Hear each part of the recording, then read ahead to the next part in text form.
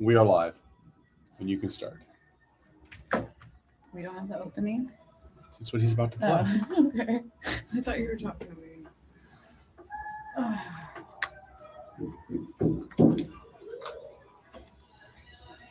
So we're not getting Paul tonight? You are. That's what he's about to play. We are, huh? I thought you were 5 minutes. Oh. Oh my gosh, Kevin. What? Danny Fulton. So we're not getting Paul tonight? What is he doing? Oh. Having a baby. Oh, is he? That explains why you got engaged all of a sudden. Oh. You need to steal. Oh my gosh. What? Danny Fulton. Oh, that's me on the other side, Tom. Oh, is he? That explains why you got engaged all of a sudden. Oh crap. What's that going on? You're talking. I can hear all that. What? That's me on the other side, Tom. Oh, is he? That explains why you got engaged all of a sudden. Hey, Paul. Hello.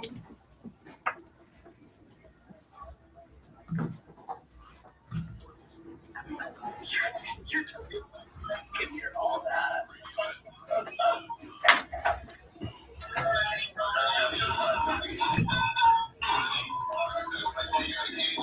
Hold on. Turn yours down. See, and I don't know why it's going out. Turn down your phone. Oh, it was my phone. Sorry, guys. Yeah. I turned all my noisy shit off. I just forgot to turn it off. Do your work, and we will do our bit. Republic. I like the sentiment. It means people can live free, talk free, go or come, buy or sell, be drunk or sober, however they choose. Are you ready to be who you are? No poetry, just a straight answer. The government has deliberately sought to deceive the United States by false statements and expressions of hope for continued peace. We are men of the hood, marry now at your expense. But there's no both sides anymore. They're just trying to wreck our goddamn country. It's time for you younger guys to take over. You meant to be here tonight. This is your time. Their time is done. It's over. Screw them. This is your time. Now go out there and take it. If you guys don't start thinking as men, we're gonna have a lousy country. For the crimes of incitement to cause unrest, I declare to be an outlaw! All right, everybody, it's the Outlaw Radio Network. It is the 29th of March, the final show of March, 7:04 p.m. Thanks for checking out the show. The whole crew is here. I can't think of the last time we've had the whole crew in studio. That's because you're gone so much. I was gone 1 week. You and your effing vacations. No, you know what? San Diego was so amazing. No, we don't need to hear about it. We're sure you had a great time. I'm just telling you. And you believe everybody wants to know, 85 but we don't live degrees, vicariously through you, okay? 85 degrees. Hold on, let me bring Paul on camera. 85 degrees, blue skies, no rain, Legoland for a day. I was in heaven, man. That was great. Our mics aren't on. Your mics are on. We hear you just fine, Beals. Oh, okay. Can you hear me? Yeah, we hear you just fine. I can't hear myself at all. Can you? All right. K-Dog Beals. I might need a little more headphone Yeah. then if Dennis has a second. K-Dog Beals, Tom, Black Tom, St. Paul over there on the casting couch. My levels are perfect. Dennis did a great job. The CEO is here. She's off camera. She's waving. You can't see her. DJD running all the stuff behind the scenes, doing what he does to make this thing go off without a Dennis, that's without a hitch. perfect. Thanks, homie. In a moment. Dennis is the magic man. It's not like he's into mushrooms or marijuana, but he's a magic man. In a moment, Andy Vargo is going to join us. He is an author. He is a comedian. He's a motivational speaker. He is a jack of all trades. We'll talk with him in just a couple of moments. But I just wanted to say I'm glad to be back. I missed you guys last week. Oh, we No, missed you no, too, hold Kevin. on. No, you didn't. I did. No, I did. You were on a dang vacation. No, I called in a couple times. Listen, we love you. Yeah. We do not need to hear about your vacation while the rest of us were suffering through the end of winter, beginning of spring. And actually, Oh, you know what? It was so sunny here. It was so delightful. beautiful. And we had a wonderful time. And we did not I was not jealous at all. And to be honest, I am kind of curious because I used to live in San Diego. So, I mean, I'm curious about a few things. I spent 8 months at Fort Knox, Kentucky. I don't care what goes on there. Do you know what I didn't see when I was in San Diego? I appreciate where Tom is coming from, trying to make you feel good about your vacation. Mine wasn't 8 months. He takes enough dude. of it. I lived in San Diego for like 6 years. Do you know what I didn't see in San Diego when I was down there? I did not man. see any No Kings rallies. I just wanted to point that out. There were no Kings rallies in San Diego. Just Well, so look you know. at you lucky tush. Look at that. It was great. It was great. And it was only like 7 miles from the border where we were staying. Now you need to talk about the weather and what a great time you had going to all the different attractions. Go ahead. I went to SeaWorld for the day. No, I was kidding. Oh, I was I thought being you were facetious. serious. All right. We don't want to hear about it. We love you. Glad you had a great time. Actually, is Balboa Park just gigantic? Balboa Park is massive. Not helping. Yeah, Balboa Park is But massive. those are the It's things really I'm cool. curious about, man. What, you want to know if the park's still there, or do you want to ask if it burnt down like Okay, LA? listen, we have a guest to get to in a second, but I am going to say this: if you get a chance to go down there, go to Ocean Beach. See, you opened the door, Tom. Thank you, Tom. Go to Ocean Beach. I swear to God, God, the it was beach is beautiful back in the amazing. 80s. Ah, it's gorgeous, and now it's your scene too, Tom.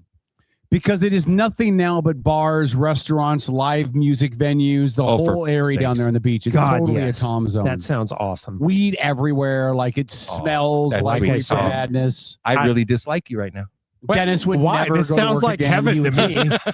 Dennis would never go to work. He would just wander the streets of Ocean Beach. Just he wouldn't have to buy anything from his dealer. He would just walk around. Well, let me just put this out there real quick. Yeah. The closer you get to Mexico, yeah, the worse the weed gets. Is that really? That's a fact. Yeah. Well, it is- the it is term true. Mexican ragweed is a thing, and it's like, all right. oh, Listen, God. understand this, Kevin. Certain things grow better in certain climates. For example, in Mexico, cacti that they make tequila from Yes, grows agave. better. That's called Northern agave. California, pot grows better. Okay. In Northern California. So the further south you go, the hotter, the drier. Yeah, but Doesn't actually, quite Except grow. there's distributors all over the state of California. I wouldn't so know about get your that. ass to a dispo and you'll Yeah. be fine. There you go. Yeah, This because segment on Pod Talk brought to you by our friends at Destination Highway 420, proud sponsors of the show. Stop off and see them on Hollow Street. Tell them Outlaw Radio Network sent you. Don't forget, big event to celebrate 420. They're going to do it on Saturday, April 18th. because Saturday works better. For Well, most Saturday people. works better Yeah. for everybody. Yeah. I wasn't mocking And- it. I'm just saying yeah. they're And I think- celebrating it, but they're going to do it Yeah. 2 days early. Well, I that think just most means of you us get will to be there. celebrate 420 twice. There'll be Right? Yeah, totes. Good There'll way to be- look at it, yeah. buddy. there'll be vendors down there, right? There'll be people Vendors, on hand, yeah. specials. Absolutely, Yeah. yeah. I got like Outlaw 4 Radio. family members talked into coming down there. So I don't love embarrass that. us, Alicia. Outlaw Oh, I'm Radio. gonna embarrass you. Hey, I'm trying to plug our sponsor. Okay. Outlaw Radio will Oh be my there in God. force. All of us will make an appearance at some point that day, including myself, and I've never done weed a day in my life. But I'm going to stop by and support them because they're a locally owned business, That's and right. they You deserve should your come in support. the noon hour and listen to the medical doctor talk about the benefits of using cannabis. Yeah, you would. I will be but there. that's at also 10. WrestleMania party days. It is WrestleMania is. party day, and I have priorities. Which is an right? annual tradition going on 26 years. You know and, what? and I Men will in be tights. there. I will be there for day 2 of WrestleMania. Men in tights beating each other with steel chairs is top Sweaty priority. men in Yeah, tights. Sweaty men in tights. Yeah. Listen, I That's just a good segue for our guest Hold now. on, hold on. Lubed up, sweaty. wow. you went to a whole new That was a good segue for Andy. Shit. Oiled up, He's over there sweaty laughing. men in spandex beating each other with steel chairs. Beeler, you booked the guest. I'm gonna let you introduce him, but let's bring him live on video. Don't pick your nose. Andy Vargo joins us. Thanks for the warning. Andy? How are you? I am doing awesome. I'm to San Diego where the Navy SEALs train, and then you're talking about Andy? sweaty men in Me too. tights. Yeah. I mean, I'm just yeah. I'm going, is this a trap? This is entrapment. that was fun. My kind of show. And I lost my headphones. No, Tom lost his headphones. Okay. Right on. Well, Hey, Andy, Andrew's listen. glasses, be careful there. His glasses went underneath your chair. Yeah, don't. Andy, just be careful, man. This is a progressive show in the sense we just talk about everything, like everything's out on the table. Can you use a We're not different like- word? We're not like progressive, like left leaning. We're progressive, like topic wise. So Gotcha. nothing's off limits on this show. Thank you for clarifying. Yeah. I can handle that. Peeler, introduce Andy, will you please? This is Andy Vargo, the Hi, Andy. esteemed motivational speaker and trademarked catchphrase, own your awkward. He's also a comedian and an author. I met Andy back in 2020, and we've been friends ever since. You met him during COVID? When I was running for office. Okay. I went on his podcast. On his actually. podcast. Yes. I got you. I got So, Yeah. Andy, it's been 6 years and you still admit that you're friends with her? We keep a distance. We you. Clearly, he's COVID observant. Yep. I was I'm saying, still hey, social distancing for certain causes. Are you? Thanks, Yeah. buddy. COVID brought you guys me. I know that's true. Yeah. That's true. We met Tom during COVID. So I guess just like you picked up your little garbage sidekick in Beeler from COVID, we got Tom, so it's okay. I'm kind of like herpes. Yeah, you just don't go away. No. You're like the COVID baby. That's right.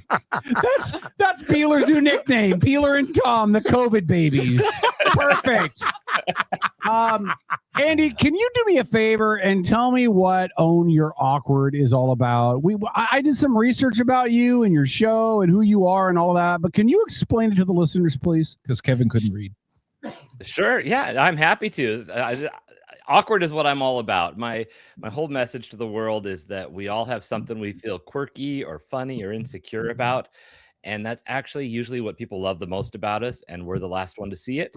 And when we use it right, it's the key to our superpower. So I'm on a mission to help organizations create an environment where that allows people to be themselves, for people to thrive and be their best selves, and just, find out what it is that people feel funny about. A lot of times it's people we look up to and we don't think that they have anything in the back of their head. And we're like, dang, Beeler worries about that. I didn't know. Yeah. Could you help us with Kevin, please? Dude hasn't had a girlfriend in 16 years. He needs help. Andy, you would need electroshock therapy to help me. I'll tell you that. I like to say you can be in the closet as long as it's a walk-in closet. Well, that being said, plenty of people have walked in that closet. I love your comedy. When are you going to start doing comedy shows again? Here? Yeah, I've got some coming up. I found that I was focusing so much on comedy that my friends would introduce me like, this is my friend Andy. He's a comedian. And I'm going, yeah, but I'm a motivational speaker and an author and a coach. And that's the stuff I'm trying to get hired for. Right. So the comedy is so much fun. And as I backed off of promoting it a lot, but I just was on a show up in Rockport, which I had never heard of Rockport, but it's clear up like 2 hours north and then an hour off the freeway. Oh, wow. Yeah. Like that's spot. A town? It is. In Washington, yeah. Isn't that north of Index? Maybe. Yeah, it's on the way. It's on right off Highway 20. Yeah, like in the middle of nowhere. It is. Yeah, there's like 6 homes and a bar, and I was. It's good, Tom. Way to promote his show. Yeah. No. I mean, I wasn't trying to. Tom, it's okay. Relax, dude. Andy, you're in Washington State then? You're. Yeah, I'm in Tacoma. Oh, okay. Oh, yeah. I don't know why you said you looked him up, Kevin. I said he was in Tacoma. We saw it all. We all looked at Reddit. Guy. See, this is why I don't ask him more questions. Listen, your last name is Vargo. Just out of curiosity, any relatives living over here on the Kitsap Peninsula, like specifically Todd Vargo? I don't know a Todd. My cousin lives out there, and he hosts karaoke out at Our Place bar in Silverdale. How did I like Our Place? Well, isn't that funny? I think that's a place everybody should go check out. So I'll be hosting karaoke there the first weekend in June and then a weekend in August. Well, there you go. Are you serious? See, loves karaoke. I'm a karaoke whore, man. Oh my God. June, whatever that Friday, Saturday is. It's either the 5th and 6th or 6th and 7th. I'll be at Our Place. I'll be there. You know what? Maybe we'll plan a crew party and everybody will come out. Let's all go out to Andy's karaoke show. I have somebody who would love to go out to the Our Place. Are you going to sing, Andy? Yeah, I will. Yeah, you guys come to my shows, but well, hold on, right. Andy, answer this question for me. Hey, I show up to all your shows because this will determine if I ever let you on the show again. Who's better? No. Who's better? Oh, geez. Queen yes. or Journey? Clearly Queen. Oh, God. Pick your answer carefully. Clearly Queen. Okay, so here's the thing. Are you talking about for other people to sing along to karaoke? Just overall, like overall, like greater band. Greater band, yeah. That's easy. Neither. I don't know. I listen to such a variety of music. I feel like there are more Queen songs that there are some Queen songs that I like way better than Journey songs, but there might be more Journey songs that I like. Like they're more safe. We give credit to Journey, right? They're a good band. Journey's like Vanilla Ice Cream. That's cool. Queen's gonna push the limits, and so. Oh man, we love you, Andy. I hate every last one of you. Journey's the greatest band in the history of music. I'm sorry. We'll give you a regular spot on this show just for that. Hey, is that like your pickup line, like Big Daddy? Like Styx is the best band ever. Journey's the best band ever. Anyway. I got a question for you, Andy. So you're what is that? What do you call it? A life coach? What kind of coaching do you do? Yeah, I do life coaching, a lot of either career development, small business entrepreneurship coaching, and then I also coach people to speak on stage. I do a cohort a couple times a year where I teach a group to deliver a message, and then we rent out a theater and they give their own talk, kind of like a mini TED Talk. I got you. So you don't do personal one-on-one coaching. You do it in a group setting? I do one-on-one. I do both. So my Oh, one-on-one clients, a lot of times they either are entrepreneurs or people who are going through some sort of life change. I Mhm. wrote one of my books is all about change. It's called Own Your Awkward Life Changes, because everything's awkward. But I went through a whole bunch of changes at once. I, got divorced, came out of the closet, lost my job. All of that comes with relocating to a new part of town, starting over in a lot of ways. So after going through all of that in 2016 through 2019, that I started writing the book on change and working with a lot of people on the changes they're going through. I got you. So, So wait a minute. just So general. you got Thanks, divorced. Kevin. I was in just the wanna middle of a clarify. sentence. You got I love you divorced. too. You got divorced and came out of the closet just in time for COVID. Your timing is impeccable. Yeah. Yeah. When COVID hit, people were freaking out about all sorts of shit. And I Like was dying? "What?" Yeah. Yeah. Like dying and not, I was like, people are just so freaked out about not being able to go to their favorite restaurant and whatever. And I was like, I don't get why people are so, over the top about some of these things. Life-ending disease and all. And right, yeah, it's just a little thing. We're all gonna die at some point. And my Paul's friend's not very you kind of sensitive. went through the gauntlet the last few years, so I guess I'd kind of pre-prep for COVID. It makes sense. I asked because it's like, I think a lot of people don't know what a life coach does. Yeah. Like I Right. literally got asked about it tonight as I was doing my research on you, right? My other half asked me, she's like, well, what is a life coach? She's like, I mean, I've had the worst luck in my life, but she's like, I don't think I need a coach to tell me that was a wrong decision. So I need you to just explain. That is a what good question, because one thing, there's a misconception that coaching is the same as therapy, and there's a big difference. There's not, I'm not a licensed therapist. I can't diagnose your mental issues. There are lines with You won't be clients able to where I help have to Kevin there. say, this is where you got to, that's a healthcare, you got to go see a therapist for that. Trust me. But with coaching, we are specifically focused on helping you develop habits that make you perform better, making better decisions, having clear mind space around the decisions that you're going to make so you can set yourself up for success.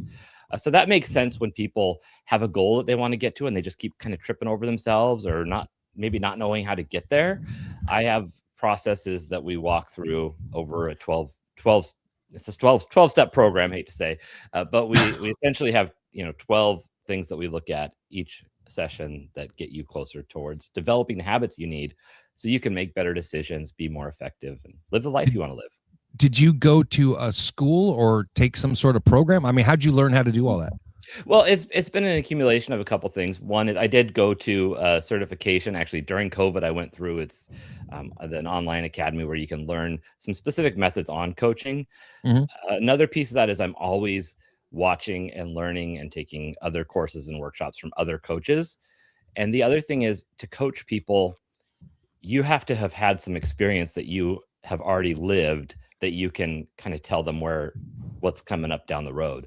So that's a big piece of it, is having gone through changes myself and developing worksheets and processes to get myself through those changes. That makes sense. Part of how I help other people. I guess it's why it always struck me. You run across some kid, individual, some 23, 24-year-old young man says, hi, my name's Bob. I'm a life coach. And you just kind of like raise your eyebrow. Right? Right.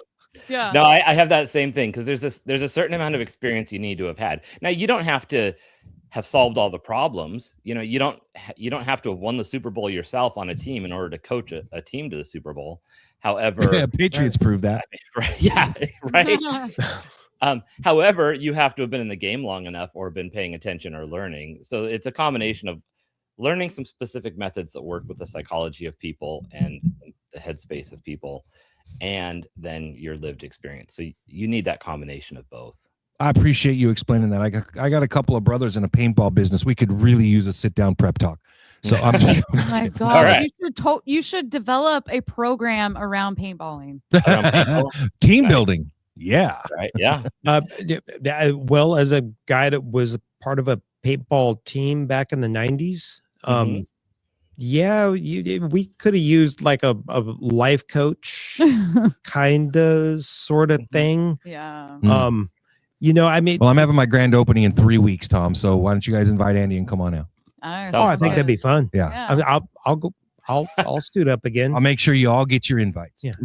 I'll suit up again. I don't think my knees are going to take it. You don't have I'll to get suit down up again. It's all good. You can stand up. I have blow up bunkers that are taller than you are. Andy Beeler said that if you come up for the paintball, you can shoot her repeatedly. It'd be fine.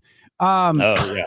I love how he speaks for me. Andy, when's your next group event? Your So- motivational. That's going to Is be in that- the fall for the next one. And then I do have a show. So I do it by cohort, depending on getting a pool of people. So Yeah. it'll start probably September, October. I kind of wait to set the date until I know how many people are locked in. Yeah. And we have a minimum of 6, maximum of 10 people that come through. We do the course on Zoom, and then the live event is at the Blue Mouse Theater in Tacoma, where everyone gets on stage and they leave with a recording of their talk. So it's That's pretty- so cool. Yeah. So just out of curiosity, from past classes or courses you've done, what kind of talks do people do? Just like general topic. Locally, it's probably English. Oh They're all over the place. The challenge I give my guests or my members of the cohort is I ask them, if you had the whole world's attention for 20 seconds, what would be the one sentence you would deliver that would change their life? Orcs. Oh, that's a good question. Wow. It's Did you a say little orcs? daunting, yes. Oh, you orcs? Wow. But the whole point It's is from a that TV show. Okay. But the whole point is that we want to really create this sense of urgency of we don't want to waste words. Like, wow, oh, crap, like, what's the one thing I got to tell them? Like for me, it's don't waste time being yourself and own your awkward. That can be different for everybody. But I've had people talk about the lessons they learned in mental health from losing both their brothers to mental health struggles. Yeah. I've had someone who grew up with Ivan the gorilla in Tacoma that used to be at the BNI and talked about the lessons from about That's humanity going back a gorilla. ways. Yeah. Yeah, so That is it going back. ranges. I don't have rules on what you've got to talk about other than just be open to connecting with the audience, and that's what our That's talks super cool. Well, then let's start with Kevin. Like I said, for 16 years, we've been trying to find him a girlfriend. Mhm. And I'm telling you, Andy, like, he could be your like masterpiece, right? I mean, well, I guess I'll just leave it at that. Andy, I don't just want make to. sure you're right. One of the hardest rules that I learned early on is that you can't coach somebody if they don't want it for themselves. So Kevin's got to Kevin want wants that it. girlfriend. He wants it. Trust me, Gotta- dude wants it real bad. Andy, if a company or a business wanted to hire you to come in and speak to their employees, is that something you do? Great question. Definitely, yeah. And even my cohort, I do that with executive leadership teams or leadership. We can do that as a separate workshop. But yes, I do team engagement, anything from helping teams learn how to communicate and get to know each other better, as well as leadership. We run a whole program that is ideally creating psychological safety for the employees on the team, because 56% of us are walking into work or wherever we are subconsciously thinking that we can't be ourselves. And that means that we can't perform at 100%. Oh, I definitely couldn't be myself. Okay, hold on. Listen, you guys are bringing up a great point. Can I rewind this for just a second? Because Yeah. he said part of his motivational stuff was to tell you not to waste time being yourself, right? But then you just brought up 54%, I think you said, right? Of people are walking into work subconsciously thinking they can't be themselves. Right. Help me understand that. Well, Help me wrap my you arms don't want to around it. waste time not being yourself, like faking who you are. Okay. So you and that's maybe different. Okay. maybe I was too excited. I skipped a word and missed. No, that's the whole hey, point. listen, that's what we're here for, man. Clarification. Paul's been Yeah. divorced twice. Clearly, he can't communicate very well. But go Kiss ahead. my butt. My divorce wasn't finalized when I thought it was 2 weeks. Go ahead, Andy. Uh-oh. But like for example, when we're in a situation, we might All right. one of us might hold back and be like, okay, I don't want someone to notice this thing about me. Like Yeah. the lighting's weird. The shirt is red. It looks neon. Like and I might be self-conscious about that. Yet if I'm acting funny because I feel self-conscious about something, all you're sensing is that I'm holding back and you don't know why. So now we Yeah. have Mhm. distrust. Right. Rather than me just saying, man, I feel funny because I feel like my lighting is a little bit off right now. And so I'm acting a little goofy, and that's why. Now we can laugh about it. You can make fun of me and we can move on, but the distrust is gone. And Is now that the is that more of a personal issue? Is that kind of like a social or societal kind of thing? for me, the lighting is a personal issue, but I think Yeah, the lighting. I society- would guess the lighting thing was personal Yeah. for you. Yeah. But I think that we all manifest that comes through differently for different people. For sure. Some people don't care about the way they look. Some people don't care about the way they sound. Some people aren't self-conscious about eating a lot in front of other people or not eating enough. But there is something for everybody, and it's gonna show up differently for everybody. I love it, man. That's good stuff. Yeah, that is good stuff. How do you counsel's not the right word, but how do you counsel people that are trying to kind of go on this coach? Yeah, thank you. Yeah, coach. How do you coach people that are on this self-exploration kind of journey where they're kind of figuring out what their awkward is, but they're in relationships that are not supportive of that, right? It's like some people don't want other people to change. You could be in a marriage, and one partner in the marriage is trying to figure out what's my awkward, how do I feel more comfortable, and the partner is not accepting of that because they don't want their person to change. How do you? Where I like the bar back at the local bar. I was thinking the same thing. How do you navigate that, Andy? No, that's a great question, and Thank you. I'll be here all it's day. truly one of the hardest things about making change in your life is that Mhm. not everybody wants to come along the same journey of self-improvement that you're coming along.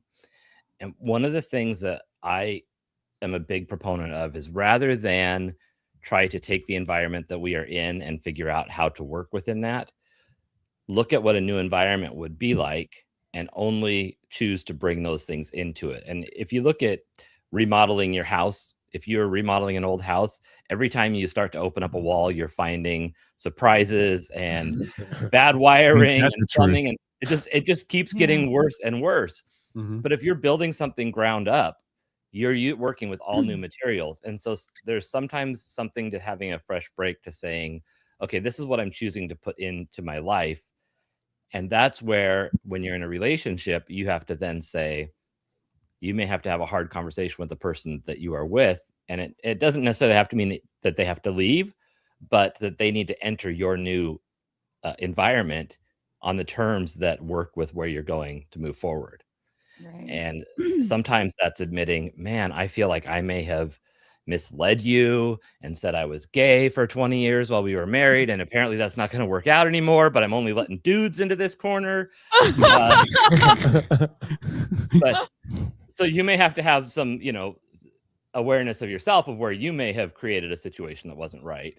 But also there's a point where you have to do what's best for you to survive and move forward.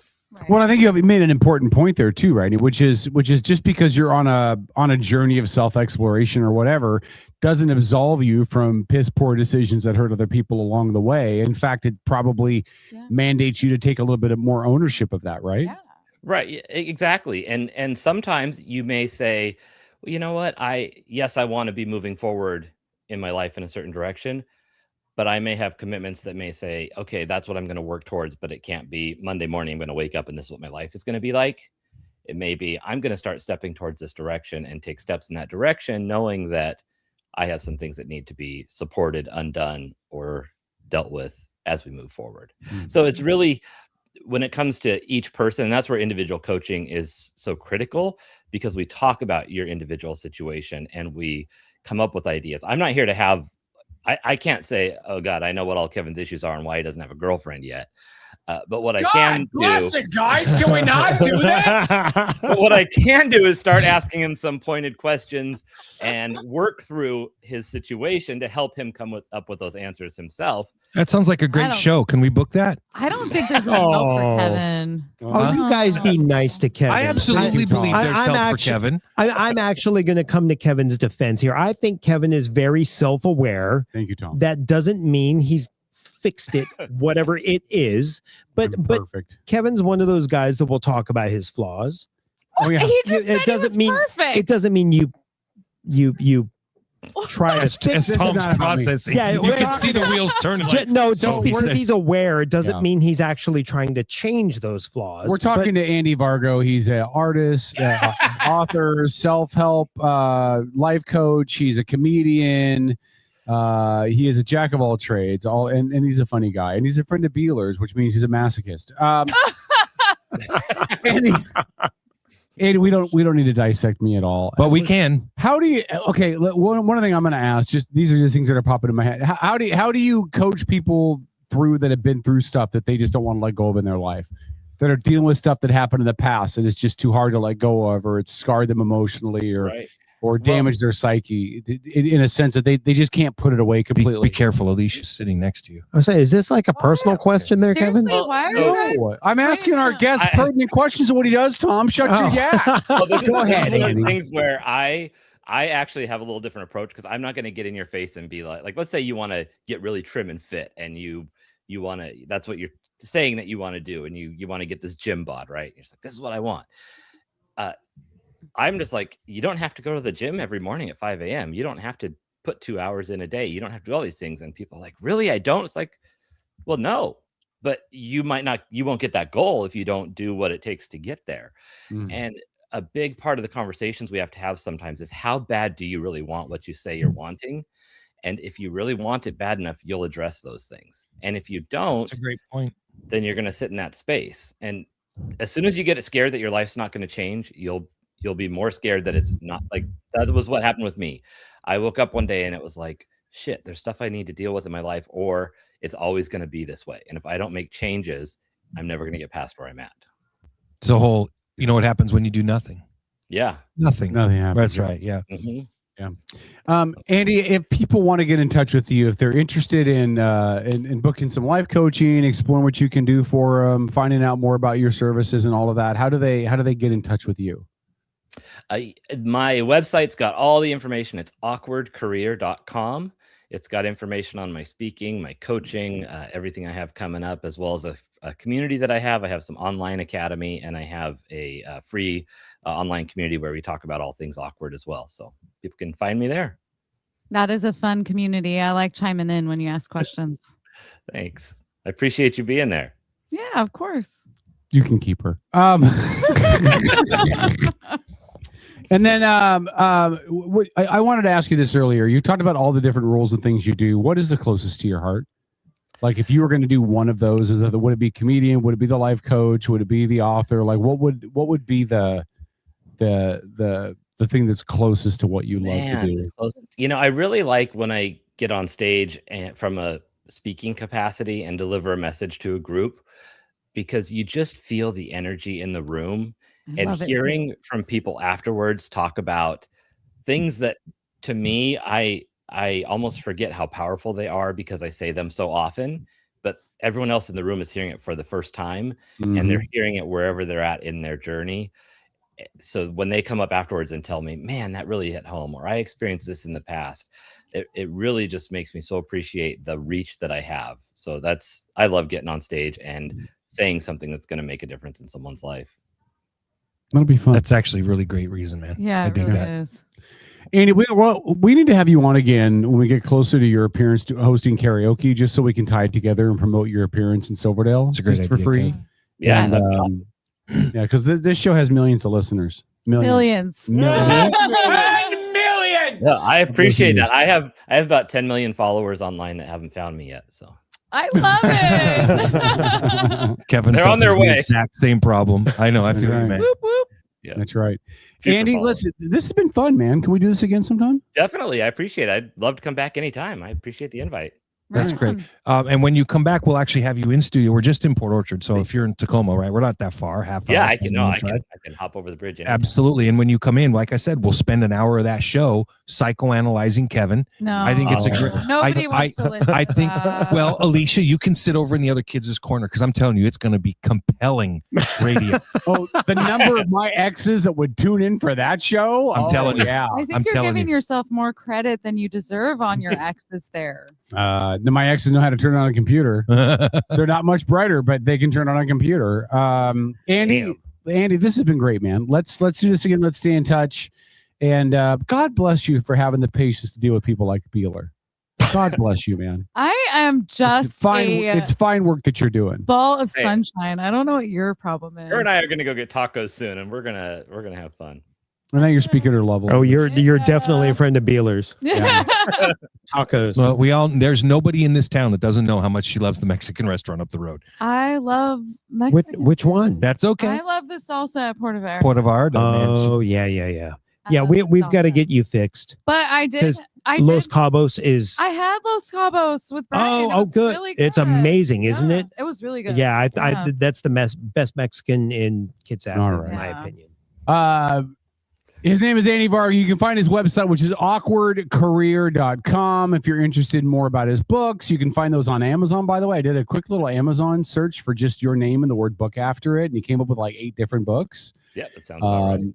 And so you can check out his books, pick those off of Amazon. Some of them are, according to Amazon, it might be because I'm a paid member, but some of them are free for Kindle edition ones. Yeah. Or you can buy them and have them in hardbook and have, read them when you want to and share them with your friends. Mad props for publishing too, man. That's not an easy business. Yeah. Paul tried to publish a book, but no publisher wanted to take a coloring book. It was a book of Polish war heroes. Very short book. Their pages were empty. Yeah. And again, you can find out more about his life coaching stuff and all of that, about his community, about his speaking engagements, about all of it. And if people want to see you in comedy stuff, does that go on your awkward sites as well, or is that in a different venue? The next thing I actually have coming up, I should have mentioned this earlier, but I'm doing a one-man show at the Blue Mouse Theater in Tacoma on May 7th. That's such a cool place. And that is a collection of stories about what happens in a rideshare in Tacoma, because I was a rideshare driver as I got my business started. And I put the audience's names in. But so that is on my website. It's going to be mostly on my social media. I'll post the events. I will put some stuff on my website. I don't have a specific calendar there, but on the links page, it has everything. So. Okay. Right. Outstanding. Check it out again. It's awkwardqueer.com. Andy Vargo, man, thanks for taking some time. Thank you. Much appreciation, Andy. Good to see you, buddy. Guys. You too. All right, there he goes, Andy Vargo. Again, you can find him at awkwardcareer.com. You can find him at the Blue Mouse, which is have you ever been to Blue Mouse before? I have not. It's a cool little place. Yeah, it's super cool. It's a cool little place. It's a cool little place. Thank you, Andy. This was fun. Thank you. All right, there goes Andy off into I'm going to drop him into the queue, but he can hang out and watch some more of the show if he wants to. We'll talk about him behind his back. Listen, I love these conversations because there's this like fog over like self-helpy stuff, like it's crystals and it's weird and it's awkward stuff. And I think Andy's a great example of it not being this weird metaphysical granola thing. It's actually a linear thought process of working through with somebody who knows what they're doing, how to get through and navigate the stuff in your life that you need to correct. And it's not weird or crystally or new agey. It's a rational, intelligent, modern approach, and I think it's a really cool thing. And I think we should all be moving forward to be the best people we can be. So someone that is teaching people how to do that is really awesome. No, and I think we should have him on kind of a regular basis just to talk through things. Especially, I think so too. He's a rad guy and he's funny. Yeah. Well, I was hoping to get some of his comedy bits maybe next time. Nancy, I think you're correct. Kevin does want a psychoanalysis, and I think more importantly, he wants it live on air. I don't understand why all of you guys. Why he's so obsessed with this, Paul? Why am I? Yeah. Because I've been with Kevin longer than anybody here, That's true. And I happen to know him extremely well. He does, and as maybe such, you guys should just date. I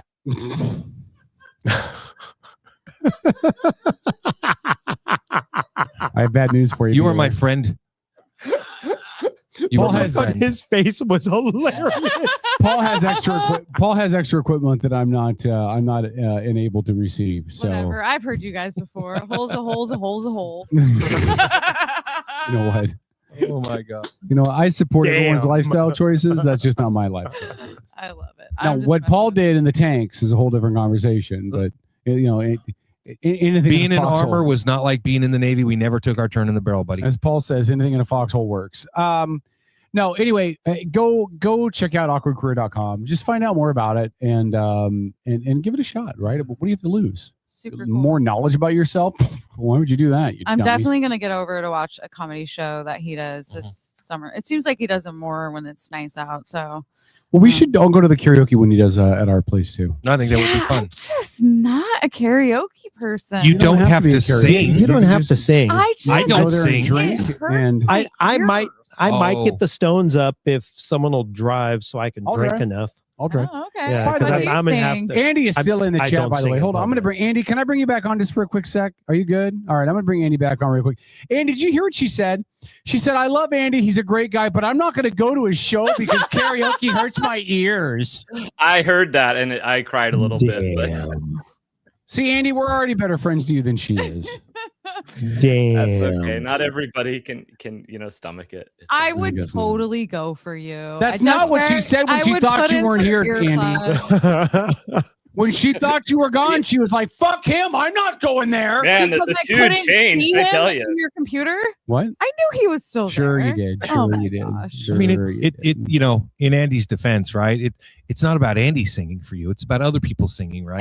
And therein lies the problem. So other people Yeah. that lack the talent, in other words, the people karaoke was created for. Well, Some people are really good, but others And- really just fucking suck. And okay? man, it depends on the bar too, because there's a couple of bars where like only the ringers go, and you go in, and you're like, hell no, I'm not singing in here, because everyone who sings is amazing. What song would you sing? Breakfast at Tiffany's. Paul sounds. I can't. Andy, you might remember this name. Paul sounds just like one of the guys that was on American Idol.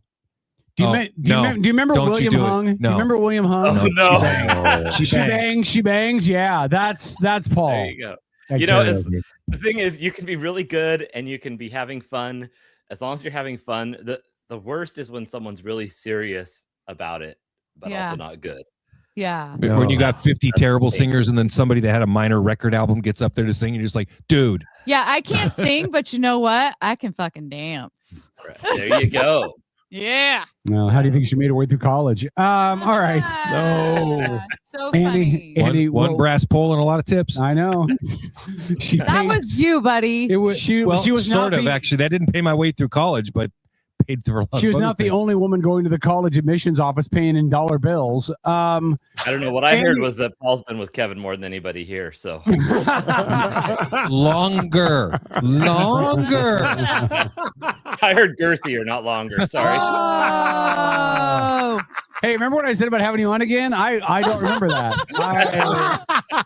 That mention just completely escaped my mind. I don't remember that whatsoever. Heather said that Tom would want to sing Natural Woman, I think. Oh God, there's a story behind that. Well, we Sure bet. there is. We bet, and we'll flood you with some brandy Andy- and get it out of you. Andy, what do you No, sing? I'll tell the story. It's funny. Andy, what do you sing? What's your songs of choice? Well, I'm all over the place. I do a decent amount So of is country or Johnny Cash. If it gets late enough in the night, I'll do a little Wheeler Walker Jr. or Dixon Dallas. Okay. Familiar with those Oh. guys. I'm sorry, you said Country what guy. in Dallas? Dixon Dallas. He has a song called he has a song that's it's called Good Looking. You should check it out. So his name is Dixon? Dixon, Dixon. Yeah. Just checking because it sounded different. Okay, good. Paul. Yeah. See, Oh no, Andy- no, not. Yeah, I see what you're saying. Andy, Paul may need the psychoanalysis more than me. I'm Polish, asshole. Get off my back. Yeah. Why do you keep going to the Polish Andy, thing? Andy, do you have kids? Because if so, you could put them through college on the amount of money you'd make trying to get Paul right. I do, but they're all grown. Oh, okay. Yeah. All right. All right. Andy, again, we appreciate you, man. We love you. I'm gonna drop you back off. But thanks We'll for see coming you on. guys. Again, find out more awkwardcareer.com. Andy Vargo. Thanks, buddy. All right, there goes Andy. All right. Why do you guys all want to pick on me? Like, what did I do? I take a week off. I I'm come trying to back get and- you help, brother. I don't need help. If you say so. I'm fine. It's the rest of the world that's jacked up. I'm completely perfect. Listen, I happen to know Even through Tom deep said I'm personal insight. No, how Tom much- never said that. How much you want to find a partner, and I just want to help you find a partner and be happy. Well, look, this is not Kevin's self-help part of the show. We can do that later in the hour if you want to. We do have some news topics to talk about, Yes, we do. international events. Yes, we do. Tons of things going on in the world around us. I've always wanted to go inside a video game and eat some coins and kick Luigi in the nads. I love you, Dennis. That was perfect timing. All right. By the way, so Boss Baby is here. She's off camera. Every time she hears Beavis and Butthead, you can just see she gets a little flustered and a little hot and bothered under the collar. So she's Yeah, because it's fucking annoying, and I'm sure she's annoyed. no, I meant she was getting turned on. I don't think she's getting turned on. All right. Fucking grown men. Okay. You know, I keep forgetting that. Thank you, Paul. I'm with That's you on okay. that one. I forgive you. I think you've earned the right to be silly and funny for a little bit. You know? It's just that. It's just that. Yeah. That's all her fault. What the fuck? Seriously, I hear. Do you hear that? I think it is my bed calling my name. Wait, play that one more time. No, you don't have to play anything one more. We all heard it. No, I just Put wanna up hear- with this stupid shit or go home has an and crawl into erection. my bed. Oh, you cannot be that anti Beavis and Butthead. I'm not that anti Beavis and Butthead, Okay. but I am so tired. I just- It's No, I extra understand annoying. that. And I No, I question- do understand. I, that. I sincerely question the intelligence of people who find Beavis and Butthead funny. Why? Because it's immature slob humor. You know that's what's okay. funny? Dude, What's that? Peter from Family Guy. He's funny. Okay. Homer from The Simpsons. He's funny. Yeah. These did guys you are ever, not fucking funny. South Oh, Park? no, South Park is funny. South Park's Beavis very and funny. Butthead. None of those things could have existed without Beavis and Butthead Yeah, first. That's right. They were the OG. I don't disagree. Simpsons have been Look, around I- longer than Beavis and That's- Butthead. No, What are I you think you're thinking? mistaken, my dear. No way. Yeah. I think Hold you are on. mistaken. Google it. Crap. Now we're gonna have to look it up. The Simpsons start? The Simpsons premiere date was 1989, December 17th of 1989. Mhm. When did Beavis and Butthead. They were on. Didn't they start on MTV? It was Yeah. the 90s, I'm think- pretty sure. No, it was the 80s, my dear. 93! Was it really? Holy Yeah, wow. I think you all need to tell Oh. Alicia you Yeah, are. let's hear it. No, you're absolutely correct. Come on, Kevin, do it. I got no problem with that. Say it, Kevin. I don't even know who she is. Anyway. Okay, look, so we're not going to spend a lot of time on this story just because I don't think there's a lot of time, but we don't have a lot of time before Which the top of the story? hour anyway. I'm about to tell you. Oh, Okay. I'm setting up the conversation. oh. Jeez. I mean, it's not like he typed them all out or anything in the chat earlier. I Did know, he? Just not in what order. Oh, I didn't even see what the topics were for tonight. I've been Okay. a little It's busy. listen, Tom. You work your butt off, man. It's okay. I read We through all them, appreciate but they immediately flew out of my brain, so I have no Well, idea. Oh. And here's the deal, right? When Paul's idea of topics is just sharing Instagram vines. So, What? you know, anyway. Well, I'm going to read this story to you. This is out of West Fargo, North Dakota. Fudge is an Instagram. Not to be confused with Andy Fargo. Okay, go ahead. But West Fargo, North Dakota. A woman from Tennessee says she spent months in jail after North Carolina police mistakenly used facial recognition software to identify her as a suspect in a bank fraud case. Yeah, this is a messed up story. Angela Lips, 50, said the U.S. Marshals arrested her at gunpoint on July 14th, 2025, while she was babysitting 4 children. She said investigators used an AI facial recognition software to match her to surveillance footage from a bank fraud case. At the time of her arrest, police had been investigating a string of fraud cases between April and May of 25, involving a suspect who used a fake U.S. Army military ID card to withdraw thousands of dollars. Stolen value is a big deal. It is a very big deal. Police ran the surveillance footage through facial recognition software and determined that she was a suspect. She said that the detective then reviewed her driver's license and social media and confirmed she was indeed the suspect. She sat in a jail in Tennessee for 4 months without bail Are you kidding me? and was unable to plead her case until she could be extradited to North Dakota. Once in North Dakota, she retained a lawyer, was interviewed by police for the first time on December 19th. So she didn't even get interviewed by police for 4 months. Oh my gosh. She's After her attorney pulled bank records that showed she was in Tennessee at the time of the alleged crimes, the charges were dismissed on Christmas Eve. So 5 days after she got interviewed by cops, they're like, "Oh, here's your proof. Okay, dismissed," and they sent her But home. it gets worse. However, she was given no expenses from the police to help her return home. She relied on funds from defense attorneys to get a hotel and eventually find a transportation back to Tennessee. Yeah. Due to the incident, she lost everything: her home, her car, Gosh. and her dog. That is insane. She missed multiple holidays with her grandchildren. She has set up a fundraising page. And listen, there's this a woman- lawsuit She here. should sue them. Yeah. There's some Right, well, liability. and listen, Alicia's well aware of this stuff with her time with local In that with the Turkish county prison, yeah. Well, no, in serious, right? You worked with the county. You worked in the jail, right? I've worked in a prison in Montana. Right. And I've worked in juvie, and I've So, worked- what's one of the most important things when you get arrested, right? It's a speedy trial. speedy trial. That is Absolutely. not a speedy That's- trial. Not only is it not a speedy trial, Especially because you need to be arraigned within a Yes. certain time frame. yes. Yeah. And so there's a lot more issue. I mean, it sounds horrible, right? Yeah. You listen to this story, but there's actually much bigger legal. I said there's some here. accountability Yes. somewhere on And multiple. And this girl, someones, it this sounds this like. lady should not need to do a fundraiser. Like No. a decent attorney should be like, yeah, I'll take that case. Yeah, and Right? I mean, it should be open and shut, and she should be set up for a long time.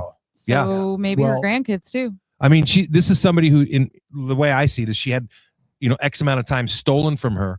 And then you compound on top of that the loss of her home, the loss of her dogs, Right. the loss of the time with her kids. I mean, you can't really put a damage number on loss of time on a holiday, right? But those you other can things on a you home. can't, absolutely. Right. And then you have tort law, right? I'm any good attorney can find a way to fit almost any lawsuit into tort law somewhere, because tort law is basically you effed up, you did this person wrong. Like there's all these ways to fit that in there, and tort law allows you to sue for three times your estimated damages, right? So and I mean, it's just, this is like serious stuff. Not just one police department needs to be accountable here, but multiples, Right. along with the company that used the facial recognition software. I mean, liability in this case goes deep, and it deserves to. Multifaceted. Yeah. Now, I Wow. will say one thing that's not mentioned in the story. She could have waived extradition and gotten sent to North Dakota quicker, Sure, rather than fighting extradition. But you No, can't hold blame on. her for that. I'm not, but I'm just suggesting we have to present all the facts, right? Right, Well, but an yeah. innocent And the fact person is- should fight every step of the way. Well, no, Absolutely, Tom. I hear you, but I again, and I'm not disagreeing with you guys. I'm Right. just saying we have to consider all the relevant facts. And one of the facts is if she had not fought extradition, gone to North Dakota, gone before the judge, and been dismissed within 5 days, Right. she would have been looking at a matter of 10 to 14 days rather than 4 months. But to is all- Tom's all I'm point, saying. Right? you I get agree with picked Tom. up, and you didn't do whatever they're accusing you of. The last thing you're going to do is say, okay, ship me 5 states away so I can prove my innocence there, because they've already effed up once. You had nothing to do with this. You don't even know what they're talking about, and they're telling you they use facial recognition software to prove it, right? Yeah. You're like, yeah, I ain't going nowhere. I didn't do this, right? I am, and so and listen, that's the one thing. It's like I know that when I was going to law school, and we had to, of course, sit in the courts and we had to listen to all this stuff. I'm not saying this to be flippant by any stretch of the imagination, but I would be a horrible juror, because I spent so much time in law school sitting in these courtrooms. It is not difficult to get an idea of who is truly innocent of what they're being accused of versus, oh, they did it.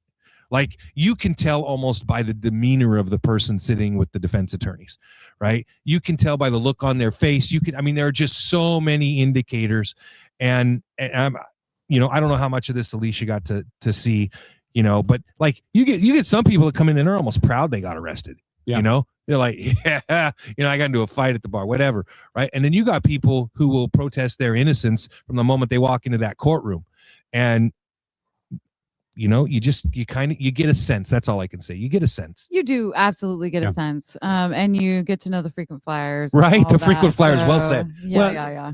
70% of human communication is nonverbal. Absolutely. So, I Tom, yeah. mean, yeah, of course you get a sense. Check out that paleontologist or anthropologist view on this. My favorite was when they'd be Yeah. like, when the judge hears what really happened, they're going to let me go. And I'd be like, yeah, keep that hope in your heart, buddy. Keep that hope in your heart. But one of the things that stood out to me about this story, and it's not the same, right? It's not the same as we hear about these accusations about cops shooting minorities, whatever. That's not what I'm saying. Right. But I do think stories like this give credence to arguments about the police state. The undue The amount, police state? the undue Yes. amount of influence and power that law enforcement has that doesn't have all the checks and balances that maybe we think that they should. Well, I think that comes with new technology. Well, it comes with new technology, but it also comes with the fact that a judge is always going to believe a cop over a defendant, no matter what. 99% of the time. Sure, but those checks and balances are there because, I mean, if this lady doesn't make a killing on But that's- on the review of it all, Right. she's just dumb and doesn't deserve to have But it. hold on. That's probably not accurate, Tom. The I'm problem just is saying, if she doesn't pursue it, she's stupid. right. But then that's not about checks and balances, right? That's absolutely checks and balances. That's about a because it's- civil litigation rather than there being processes in place that should hold them accountable, whether or not she has the money to get an attorney, whether or not what if she gets hit by a bus tomorrow? Right. Because and she dies and she never gets to take her case to court. No one's going to hold any of that stuff to task. Right. I mean, you can what if anything, right? Yeah. But what if Beeler woke up tomorrow and thought I was hot? Yeah. But I mean, at the end of the day, those checks and balances are there, and because they weren't followed, she's got right to a civil litigation. Right. So I mean, the checks and balances are there. They just didn't work here, which is why she's entitled to civil pursuit. Yeah. I just think that there are some serious issues with the amount of unencumbered power that officers have and that law enforcement has in general. And that's federal, state, local, all of them, right? Let me say this. There's a judge that puts his daily court docket and basically broadcasts it live on YouTube. Is that the bald, the younger bald guy? Well, he's not younger, but his name is Judge Fleischer. He's down. Yes, I love him. And he's a really great example. There's a lot of judges like him. You know, and Is there? Yes. Okay. And he will have his defendant in front of him for his arraignment, and he will ask the prosecution, right? Like what's your evidence? What are you presenting here? And he will literally cut the prosecuting attorney off without even talking to the defense attorney. And he'd be like, so what was your probable cause? You don't have probable. And I've heard him say many times, so you arrested him for walking while black, you know, stuff like that. And he says that routinely, right? Every great judge looks at that first, won't even get into the case and dig into the extra information. First thing he's doing is, was there probable cause? Right. And if there wasn't, he'll toss it. You know, I had a nephew that got underage, busted for DUI, right? Oh, it was plain as day. And he even admitted it to me. He's like, yeah, I was drunk. I shouldn't have been, blah, blah, blah, blah, blah. Didn't matter because the judge heard the whole thing. He was pulled over to the side of the road because his car was broke down. So he didn't have control of the vehicle and all this other stuff. And the judge was like, yeah, you don't have probable cause. Yeah. He was driving. And he was guilty, but there was no probable cause. And this is a kid with a record, unfortunately. Wow. And so had the judge dug, he might have acted differently because this is a young man having a troubled life. Yeah. But he stopped at probable cause. And a lot of judges do that and they don't get credit for it. I understand. I'm not disagreeing with your point, Kevin. But I think, and a lot of people are also, there's some issues adjusting to new technology, whether it's facial recognition or AI, because we don't know where that stuff's going to go. So I think this case is a really good example of why we need more checks and balances on that kind of stuff. Absolutely, we do. It's scary that shit like that can happen. It is. It is. And if you've watched the movie Mercy that's on with Chris Pratt and I forget the gal's name, but it's a scary example of how bad it could get if you've got AI controlling stuff, because AI, as much as we want to give it credit for, you can get answers about anything there, right? It's only as good as its programming. And it's stupid sometimes. Sometimes. I have a funny AI story if you want it. Absolutely. Let's hear it. I love funny AI stories. I got a whiskey recipe from AI. Yeah. No, I saw it. It was pretty good. Yeah. Yeah. But so I had 3 different databases. Well, at least 3, maybe 4, whatever, from when we first opened, of customers that have come into Black Ring Spirits and left us their phone number, their email address. They want to stay in touch. So I'm horribly unorganized as a paperwork kind of guy. You're a man. We know. Yeah. Oh, you've seen my distillery. It's not your fault, Tom. Yeah. Whatever. We're men. We blame everything on other people. Sure. So damn you, Heather. Yeah. So I took these 3 or 4 databases and I fed them to my AI, and I asked it, please go through and remove all the duplicates, and then fix the simple spelling errors, like, MAIL instead of MIAL, simple stuff, right? And it said it could do it. So I execute my prompt and away it goes, and it spits out a database for me. And I'm scrolling through it, kind of proofreading, and it's a mess. Right. I mean, there's still duplicates, blah, blah, blah. So I challenged the AI on it. And I went through 3 or 4 different iterations of this, and it finally spit out a perfect email address list for me. And then I went ahead and uploaded it to my newsletter I was trying to put out to all of our customers and hit send. And it was like 99% of the emails came back to me. I was like, well, that's weird. So I went and asked the AI. I was like, hey, can you give me this list again? And I checked it against my starting master list. cough. Yeah, my master mess. And none of my master mess was there. No, Lord. It was just a list of random email addresses that go to nothing. Wow. And it gave me this email list because it didn't want to disappoint me.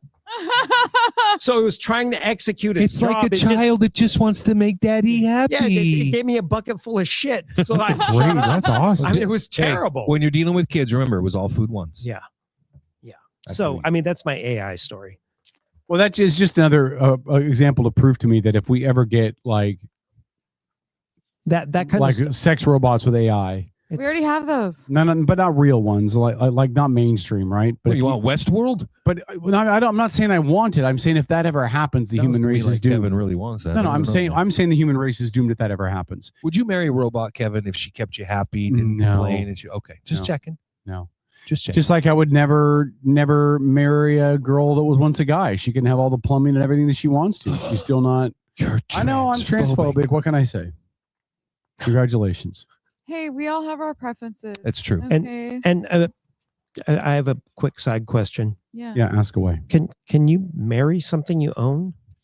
I mean, people are marry wives all the trees and time. shit. Come on. They've been marrying some weird shit, man. Wait a minute. Can you marry something you already own? Men marry their wives all the time. No, can you marry something? I didn't say already. I said, can you marry something you own? Seriously, people are marrying trees and shit. Why Yeah. couldn't they? Really? Yeah, there was a Yes. guy in Japan that married a robot. I mean, Yeah. I look, I don't understand this stuff. All it says to me is get this person some mental health help.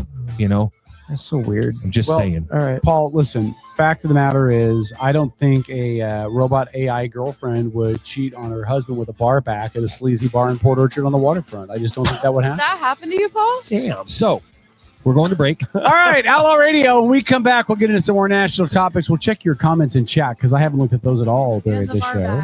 In downtown Port Orchard. And if you were a bar back in Port Orchard and this applies to you, feel free to call in at 360-876-1400. Outlaw Radio. We'll be back after this break. OutlawRadioNetwork.com.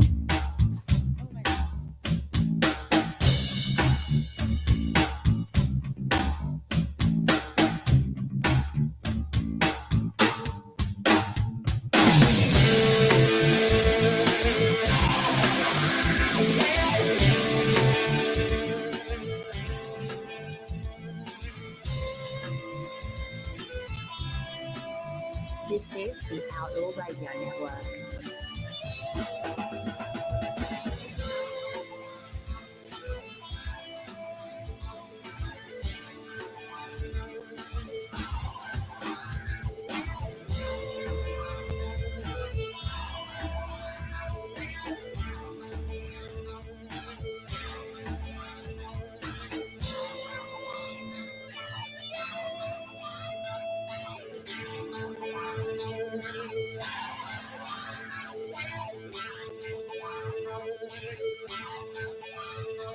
This is the Outlaw Radio Network.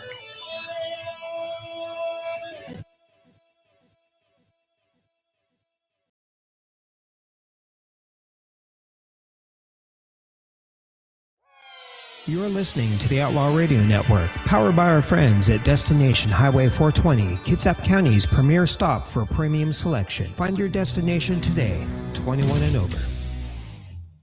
Are you ready to elevate your spirits? Look no further than Black Rain Spirits, your local craft distillery nestled in Town Square Mall. Indulge in the smooth richness of our handcrafted spirits, meticulously distilled to perfection. Whether you prefer the bold kick of our bourbon or the subtle sophistication of our gin, Black Rain Spirits has something for every palate. Visit us today at Town Square Mall and experience the essence of true craftsmanship. Black Rain Spirits, where passion meets perfection, unconventionally traditional. This is McGruff the Crime Dog, and I need you to help me take a bite out of crime. Another teenager fell victim to fake pills. Smells like big crime that needs to be stopped. Where are these pills coming from, and how are kids getting them? Right from under our noses, crooks are targeting kids on social media and selling them counterfeit pills that could seal their fate with a click of a button. It may seem harmless, maybe it doesn't even seem like a drug deal, but it definitely is. So before buying pills online, think about this. Should buying prescription pills be that easy? Think these pills are tested and safe? Think they're the same ones you get from a doctor? You know they're not. Did you know that many fake pills contain fentanyl, and an amount small enough to fit on the tip of a pencil can be lethal? Listen, before buying pills from social media, think again. Learn more at mcgruffpsa.org and go for real. Brought to you by USPTO and the National Crime Prevention Council. On a recent episode of the Outlaw Radio Network, some of our listeners even appreciated you dumbing it down for them. So, on behalf of sometimes Paul, I have to thank you. mansplain for people like. By the way, mansplaining is when men explain things to a woman in a condescending tone. I just mansplaining. That's the Outlaw Radio Network, Sunday nights at their new time from 6 to 10. Admin a la carte are specialized local experts committed to helping you run your small business. From general admin and sales support to marketing, digital media and technology to real estate and compliance, Admin a la carte's only goal is to take your business to the next level. Find out how Admin a la carte can elevate your business. Visit admin-alacarte.com for more information. That's admin-alacarte.com. Admin a la carte. Your business doesn't fit into a box. Why should you have to? This episode of the Outlaw Radio Network is brought to you by Destination Highway 420 in Bremerton. Looking for a knowledgeable cannabis shop with a great local vibe? Destination Highway 420 offers a wide selection of Washington State cannabis products, including flower, pre-rolls, edibles, and concentrate from trusted producers across the state. Their friendly staff can help you find exactly what you're looking for in a relaxed, welcoming environment. Visit Destination Highway 420 at 1225 Hollis Street in Bremerton. Must be 21 or older with valid ID. The older people, I know you're getting a little edgy right now, but you better get into me because I don't want to bum you out, but I'm the future of America. This is the Outlaw Radio Network. Good evening, my fellow citizens. It's kind of stony, huh? It's the real thing. A radio signal from another world. The United States government presents The Outlaw Radio Network. Outlaw Radio Network. To provide guidance to mankind.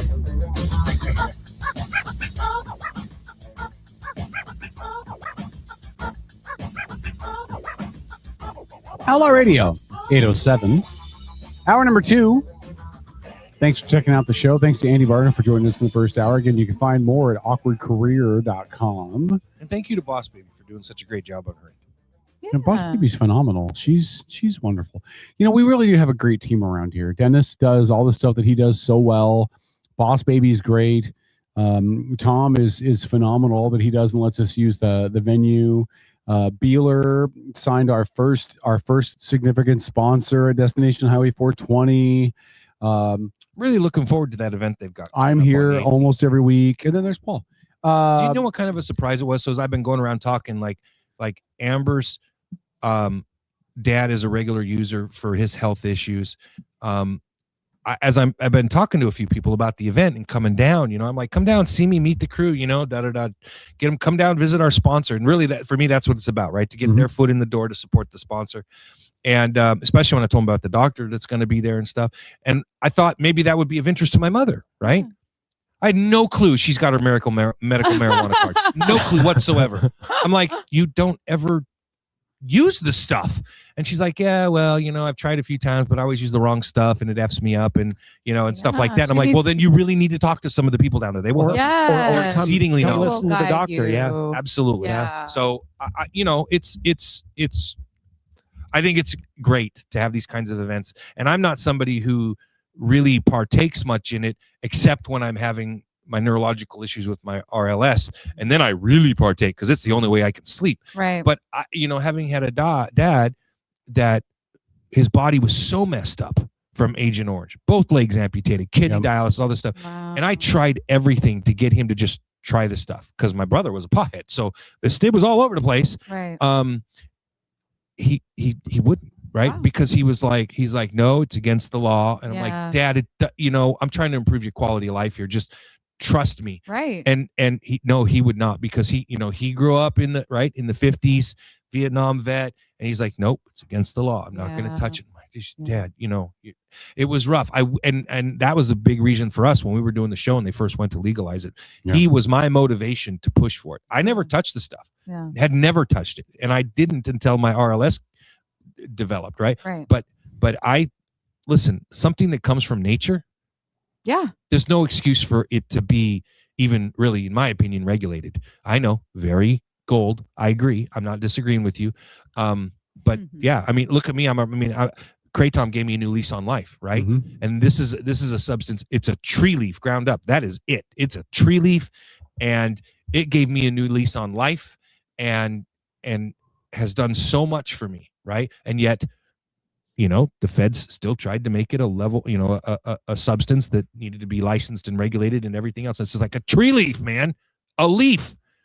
Yeah, because they want to tax it. Yeah, exactly. I mean, so there's got to be some revenue generation coming out of it. Absolutely. Yeah.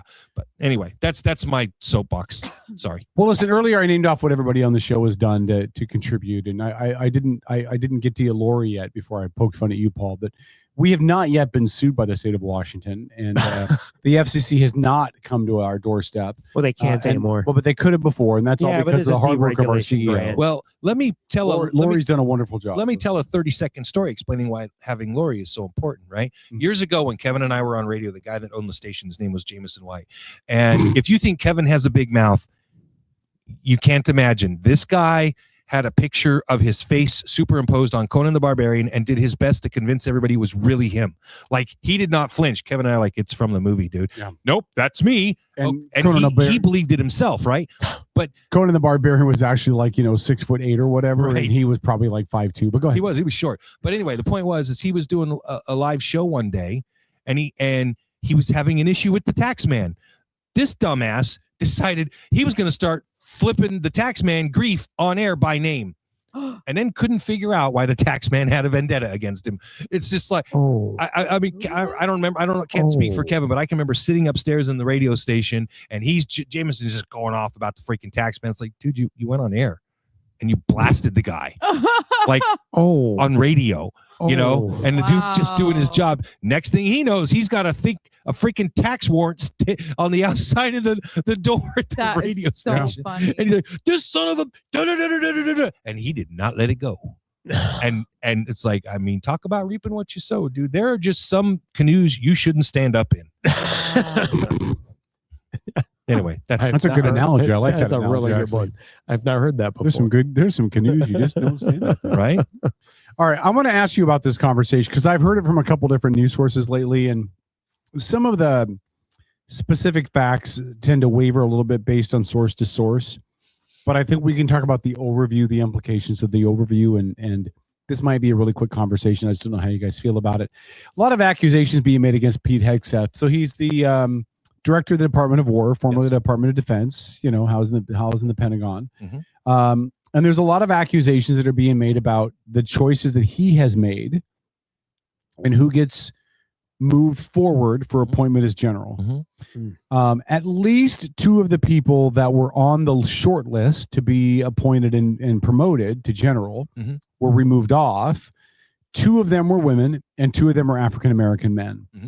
And the argument has been that this looks racist and sexist.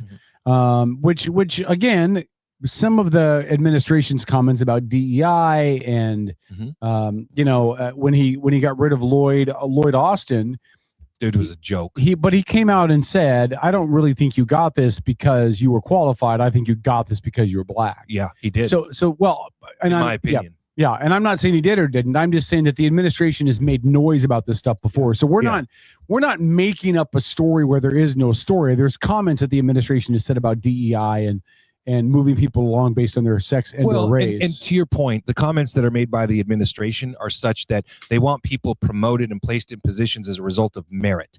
Full stop. Yeah. It's merit-based, period. So I'm sorry. Go ahead. You can finish telling or ask your question. No. I just wanted to throw this out there and see if this is a story at all at any level, right? I mean, it's a story for people who want a negative story about Hegseth because he was hired by Orange Man. Yeah. Were these people DEI hires or were they seriously qualified to be promoted that high? Like, that's what I want to know. Right. And I would say Hegseth as a relatively low ranking soldier while he was active and then while he was in the reserves. When you're in the service, and at least for me, Kevin, you would have to talk about your Navy service, but in the Army, it does not take you long to figure out whether an officer is worth his salt or not. Yeah. And the accusation that was made there was a huge purge of high-ranking military officers during the Obama administration. Trump came in for 4 years. I think he probably didn't pay a lot of attention to it, to be honest with you. He didn't do hardly anything when it came to the U.S. military when he was on his first term, right? It was like no new wars. So I think for him, he kind of left the military to the military and didn't do much. Now he doesn't have to run again. Now, as a result of world events, he's doing more things and there's more focus on the military, right? And so I think bringing a guy like Hegseth in to be the head of the Department of War, you've got a guy in there who, like me, it don't take much for you to figure out who's worth their salt and who isn't. When it comes to generals and those guys moving up, a lot of those are political appointments. A lot. Right. Well, actually, all of them are political appointments. And when you start talking about generals 1, 2, 3, 4-star and stuff like that, it's all politics. All politics. And I have the impression from Hegseth, a guy whose career I followed closely. I think for him, it's a straight up issue is you suck, you suck, you suck, you suck, goodbye. I think it's as simple as that. I think that now I can't attest to any other reasons, but do I think he's sexist or racist? No, I don't think there's any evidence to support that. Just because the skin color or the chromosomes of two individuals that were removed from the list, 2 females and 2 African-American men, somehow that means he's racist, I think is an argument used by people who frankly don't know any of the details, and they just want to be able to make an argument that he's a bad person. What does it say? What does it say about that? I don't know. I haven't read about what in particular. Like, were they people that deserved to get that promotion and he took it away because they're female and black, or were they people that were just going to get it because they were female and black? So I'll answer that without answering it. No, she's asking directly what the story says. Well, about the story says that the Pentagon was asked and said that that they were only going to promote people based on merit, and that those 4 didn't have the merit. Okay. But hold on. But Hegseth is not going to come out and say, I'm not promoting them because they're black or women. Like, nobody at the Pentagon's going to say that. So I don't think that provides us any answer. If they don't meet the qualifications to move up in the job, then they shouldn't be promoted. And the qualifications are going to be clearly stated. I just want to see the merits of the people that were removed, and I want to see the merits of the people that stayed.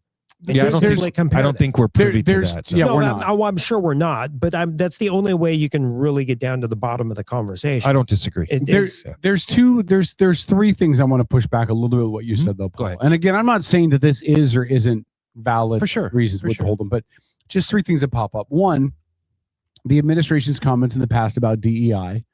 So what about those comments? Well, I think it's risky to automatically label anybody who is black or woman or minority as having gotten the position just Bailey. Who's saying that that's a fact? Because we presented both sides of it. Like, but when that chopper crash happened in New York, in DC, remember the chopper crash? Yes, of course. And the White House came out and Trump made a comment about a DEI hire of a pilot. We don't know that she was a DEI pilot hire. We do Trump now. didn't. Well, we do now. But Trump didn't know that within 48 hours of the accident. I'm frankly, sure he may briefed have on everything about that one. I would bet you. Yes. I bet you he said that because it was in the briefing. Yep. Maybe. I mean, you don't think that the president's not going to know that within a matter of hours? Exactly. He's going to be like asking his people what the F happened, and they're going to come back to him and say that pilot was X, Y, and Z. Yeah. Okay. Number 2, nobody goes to just become a general.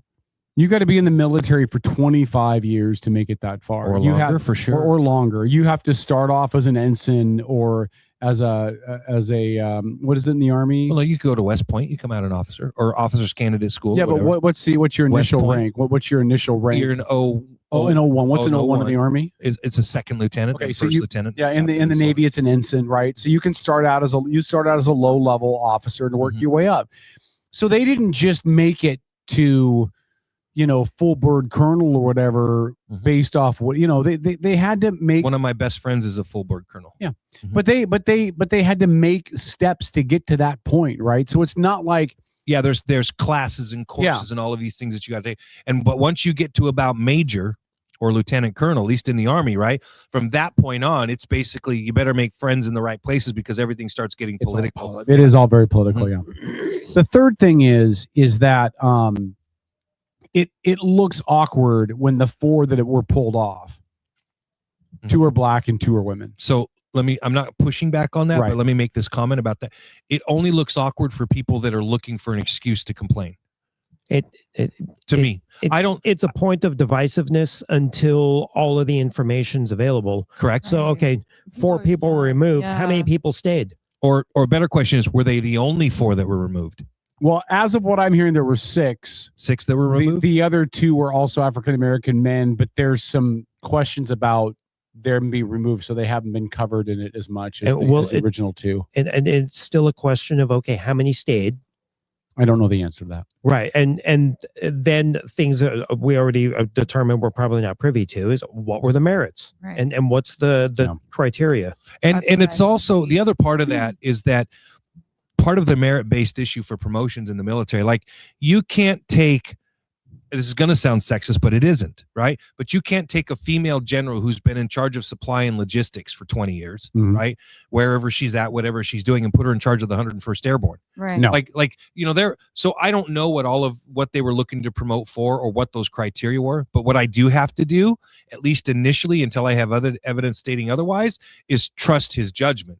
If he's saying that these 4 people don't meet the criteria that I need to move them further in the process, I got to give him that benefit of the doubt, because I have no reason to not give him the benefit of the doubt. But people on the left would have you believe he's racist. He has tattoos that are Christian. Sometimes it really just is what it is. That's right. Yeah. 100%. Yeah, exactly.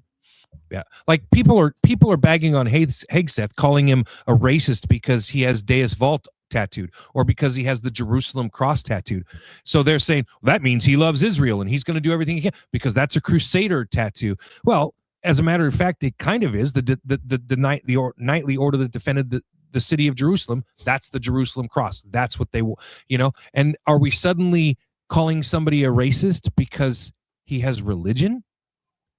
Like, and Hegseth was pretty jacked up as a young man. Like, he did a lot of stupid stuff, cheating on his wife, heavy drinker, and all this other stuff, right?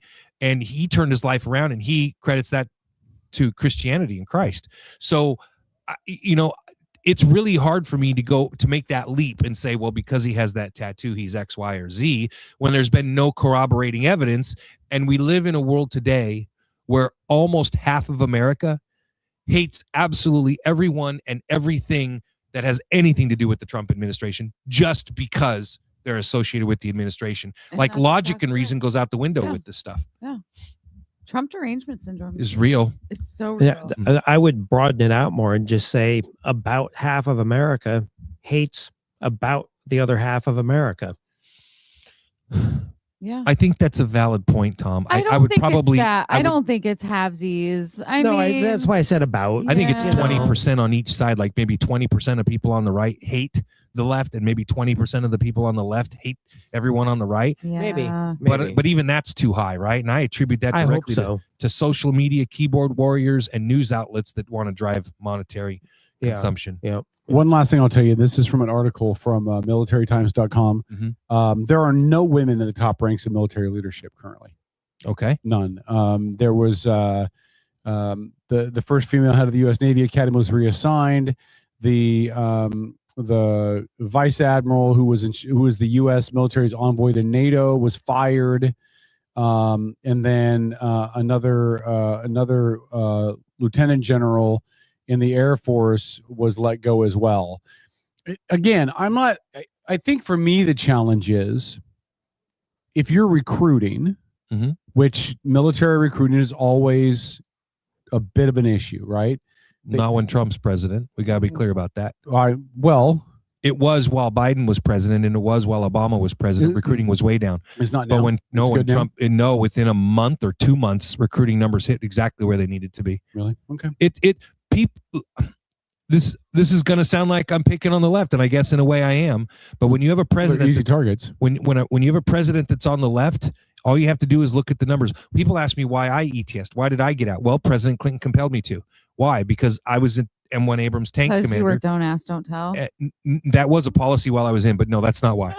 Honestly, I don't know anybody that I served with that gave a damn about that. Like none of us cared. Paul couldn't help but tell. Nobody cares. That's the thing. But Paul couldn't help but tell. He would put on his But what his we brightly did colored care pink about, uniforms and sit on top of the tank. okay, Mr. I start in the sheriff. Is that a rifle in your pocket? Or are you happy to see me? Okay, go ahead. Nobody's laughing but you. So here's the thing. When President Clinton was in office, he cut back the military so bad. Tanks are one of those things, like artillery, for example, right? Yeah. If you can't train with the real thing, that's not training and you're not prepared. And, you know, we would fire 120 millimeter smoothbore round, right? So this thing weighed 95 pounds. If you can't practice loading it and pulling the trigger, and you don't know exactly and intimately how every part of that tank works when you're shooting live rounds downrange, you know, to give an example, that tank weighed 55 tons when it was fully loaded, right, with ammo, okay? And we would do 40 miles an hour over rough terrain. Wow. And our bullets weighed 95 pounds, and the loader would have to load that in under 4 seconds. He had to do it 3 times in under 4 seconds. Boom, boom, boom, right? That 90-pound bullet, while doing 40 miles an hour over rough terrain, we would hit a telephone pole 4 miles away. Holy shit. Okay?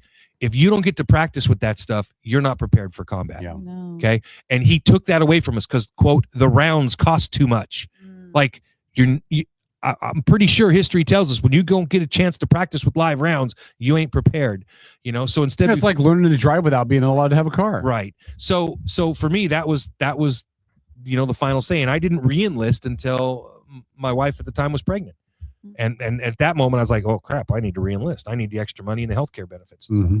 But bottom line is the recruiting numbers always go considerably down during a Democrat presidency. Why? Because they're perceived to not be pro-military, right? I'm not saying it's true or not, just saying perceived. But I think that there's reasons why that perception exists. I know when I was in, Clinton cut us back really, really bad. Obama cut back really, really bad, right? Joe Biden, I can't say that he cut back. I don't know the numbers while he was president, but Afghanistan, you know, that don't look good for anybody. He did it so well, didn't he? I mean, I appreciate you giving him some positivity there. But you know what's crazy, man, is that you go and watch the Biden videos when he was younger, right? During the Afghanistan war. And he gave this speech to this group of people talking about how somebody had asked him, well, why can't you, if you're president, why can't you pull out of Afghanistan? And he explained how, well, you can't just pull out, because you got billions of dollars worth of gear and equipment there. You have to do it slowly. And you don't leave it behind. He's on videos. And then what did he do? It's like he forgot he gave that speech, you know? But anyway, yeah. We've talked about that before though, Paul. How many times have we talked about the videos from Dems in the 2000 teens? Yeah. 17. Where they come out and they talk about, well, you know, if you commit a crime and you're an illegal immigrant, we're going to kick you out, and we have to have laws and protections. Yeah. And they all went down this exact same path that Trump is on now, but now Trump is the bad guy and they're screaming bloody murder about it. It's the Trump derangement syndrome, right? It's like every single president back to Reagan has said, you know, and talked about illegal immigrants coming in across the border and all this stuff, and about how it has to be dealt with, yada, yada, yada. But Trump's the first one that did. Now I understand the argument about the how, right? But the why shouldn't be an argument for anybody. You know, it really shouldn't be, but it is because of TDS. So let me get back and finish up really quick on this thing with the generals, right?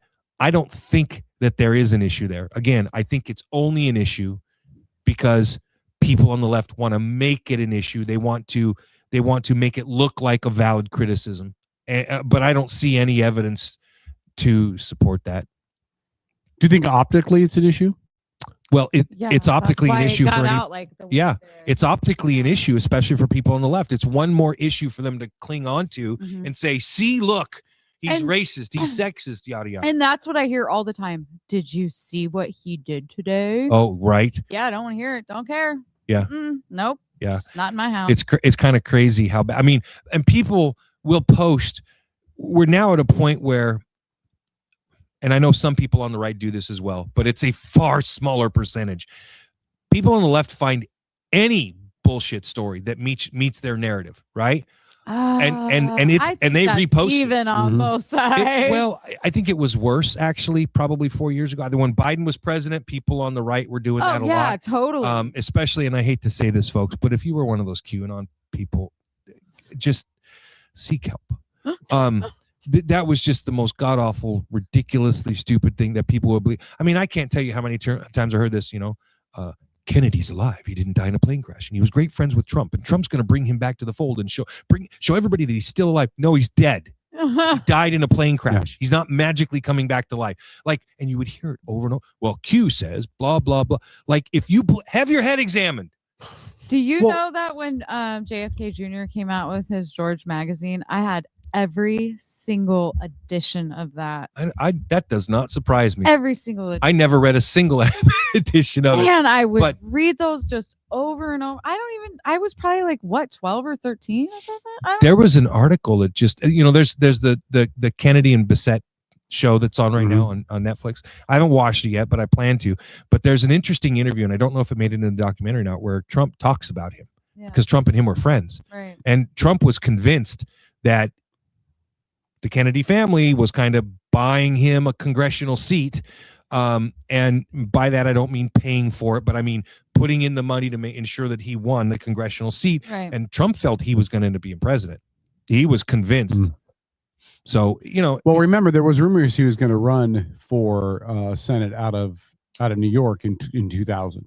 Yeah. And that was the exact same year that who ran for Clinton. Senate in New York in Clinton. 2000? Clinton. Yeah, Clinton. I came across I have a conspiracy podcast I listen to, and it's actually really well done. He doesn't try to sell you like the conspiracy's real. He's just giving you the facts and things that are around him and all of that. But one of the ones that they just covered was on JFK's death, JFK Jr.'s death of the plane crash. And all it's I'm not a conspiracy guy, man, but when you look at the bodies, the numbers of people dead I know like a couple of relatives that have died because of old age.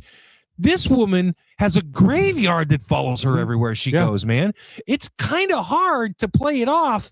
And I mean, I'm not saying she did it, but I ain't saying she didn't. It's just. By the way, Hillary, if you're listening to this show, his name is Paul Madden. Chambers. Paul. I live on Anderson Hill Road. Did you know? Hold on, I want to back up on this tank thing you were talking about earlier. One of the things I found online is, the Russians tried to use dogs that were laden with explosives as essentially suicide bombers in World War II, where they train the dogs, they would put explosives on the dogs, they would arm them, and they trained them to run after the German tanks and go under the German tanks, and then they would explode. And the problem is it didn't work for the Russians because the Russians used Russian tanks for training, and the Russian tanks were not moving. And so the dogs were not prone to run under a moving tank, and they were more prone to run back towards the tanks they were used to. And they actually damaged more of their own tanks than the Germans. That's crazy. I think I remember reading that now that you bring that up. Yeah, it's an interesting story. I feel like There they are a should lot have of those interesting stories about World War II. Yeah, what's that? I feel like that should have, like, the story of that should be in some movies. I don't ever recall having seen that in a war movie. I think it's one of those details that are like distasteful to a lot of people, but they leave a lot of stuff out, but if there's a couple like Saving Private Ryan and what's the Band of Brothers and stuff. There's little details, right? I'll just give one, right? Saving Private Ryan, Band of Brothers. It's a split second where they point out when they land on the beaches in Omaha and Normandy, and they make the comment, challenge is Flash, and the password is Thunder, right? Pretty innocuous, right? Except that people that spoke German couldn't pronounce the TH sound, so they could never say Thunder as a password, and that's why they picked it.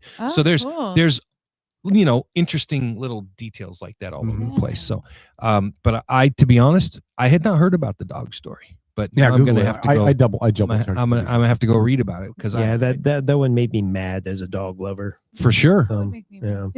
For sure. But 100%. you know what? Maybe they're like, hey, I'm going to get my 42 virgins out of this.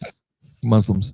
Well, those are Muslims. These are the Russians. They're Christian wanted Orthodox. 42 gallons of vodka. I'm talking about the dogs. Yeah. No, they're gonna get 72 bitches is what they're gonna get. In the funny story, in the mid 90s, after perestroika and all that stuff, right? We had a Russian tank battalion come over here to Yakima and train with us, and they were horrible. It was really bad. I mean, really bad. It was like a JV junior high football team against an NFL team. It was that bad. My dad had a similar experience with they did a naval exchange. Yes. Yeah. Well, and the only thing we were complaining about and we would trade with the Russian soldiers, right? Because they wanted our MREs and food because they liked our food a lot better. Mhm. Those fuckers got vodka with every meal, man. No joke, vodka with every meal. Like, yeah, no. Yeah. One of my old fencers from my fencing school, his other half studied Russian in Siberia for a year. And so he was with her. He lived in Siberia for a year. And he would talk about, like, on a Friday or Saturday night, at the corner, of like an intersection, there'd be a trash can, and it would be overflowing with empty vodka bottles. Wow. Yeah. Well, listen, so you got to do something to stay warm in that climate. Yeah, January and February, right? like, yeah. It's not actually unknown why woolly mammoths flash froze with the food still in their mouth, okay? Yeah. It's cold there. Uh-huh. Mystery. We're going to talk about that one Yeah, day because that's a hell of a mystery to talk about. Yeah, actually, a woolly mammoth. Do you know when the last woolly mammoth was eaten? Recently. Yeah, they thawed one out and ate it, or yeah, part of it, or something. One of the like Russian that, right? SARS. Yeah. In the mid 1800s. No, I mean recently. Oh, really? Yeah. No, that was yeah. the last one I had heard about. Yeah. Was a Russian feast. They found one in a ice floe or whatever. Yeah, it's anyway. That's a whole nother story. Oh. Speaking of which, I can say this right now. I've been talking, Kevin, an old guest of ours. I've been talking to him about coming on again. Oh yeah, we interviewed him about 10 years ago or so. His name is Scott Walters. Forensic geologist. He worked on the World Trade Center and the Pentagon and stuff, examining for residue of explosive devices and stuff. But he did the TV show America Unearthed. And since then, he's written a new book. And so I've been talking to him about having him come on and talk about his new book.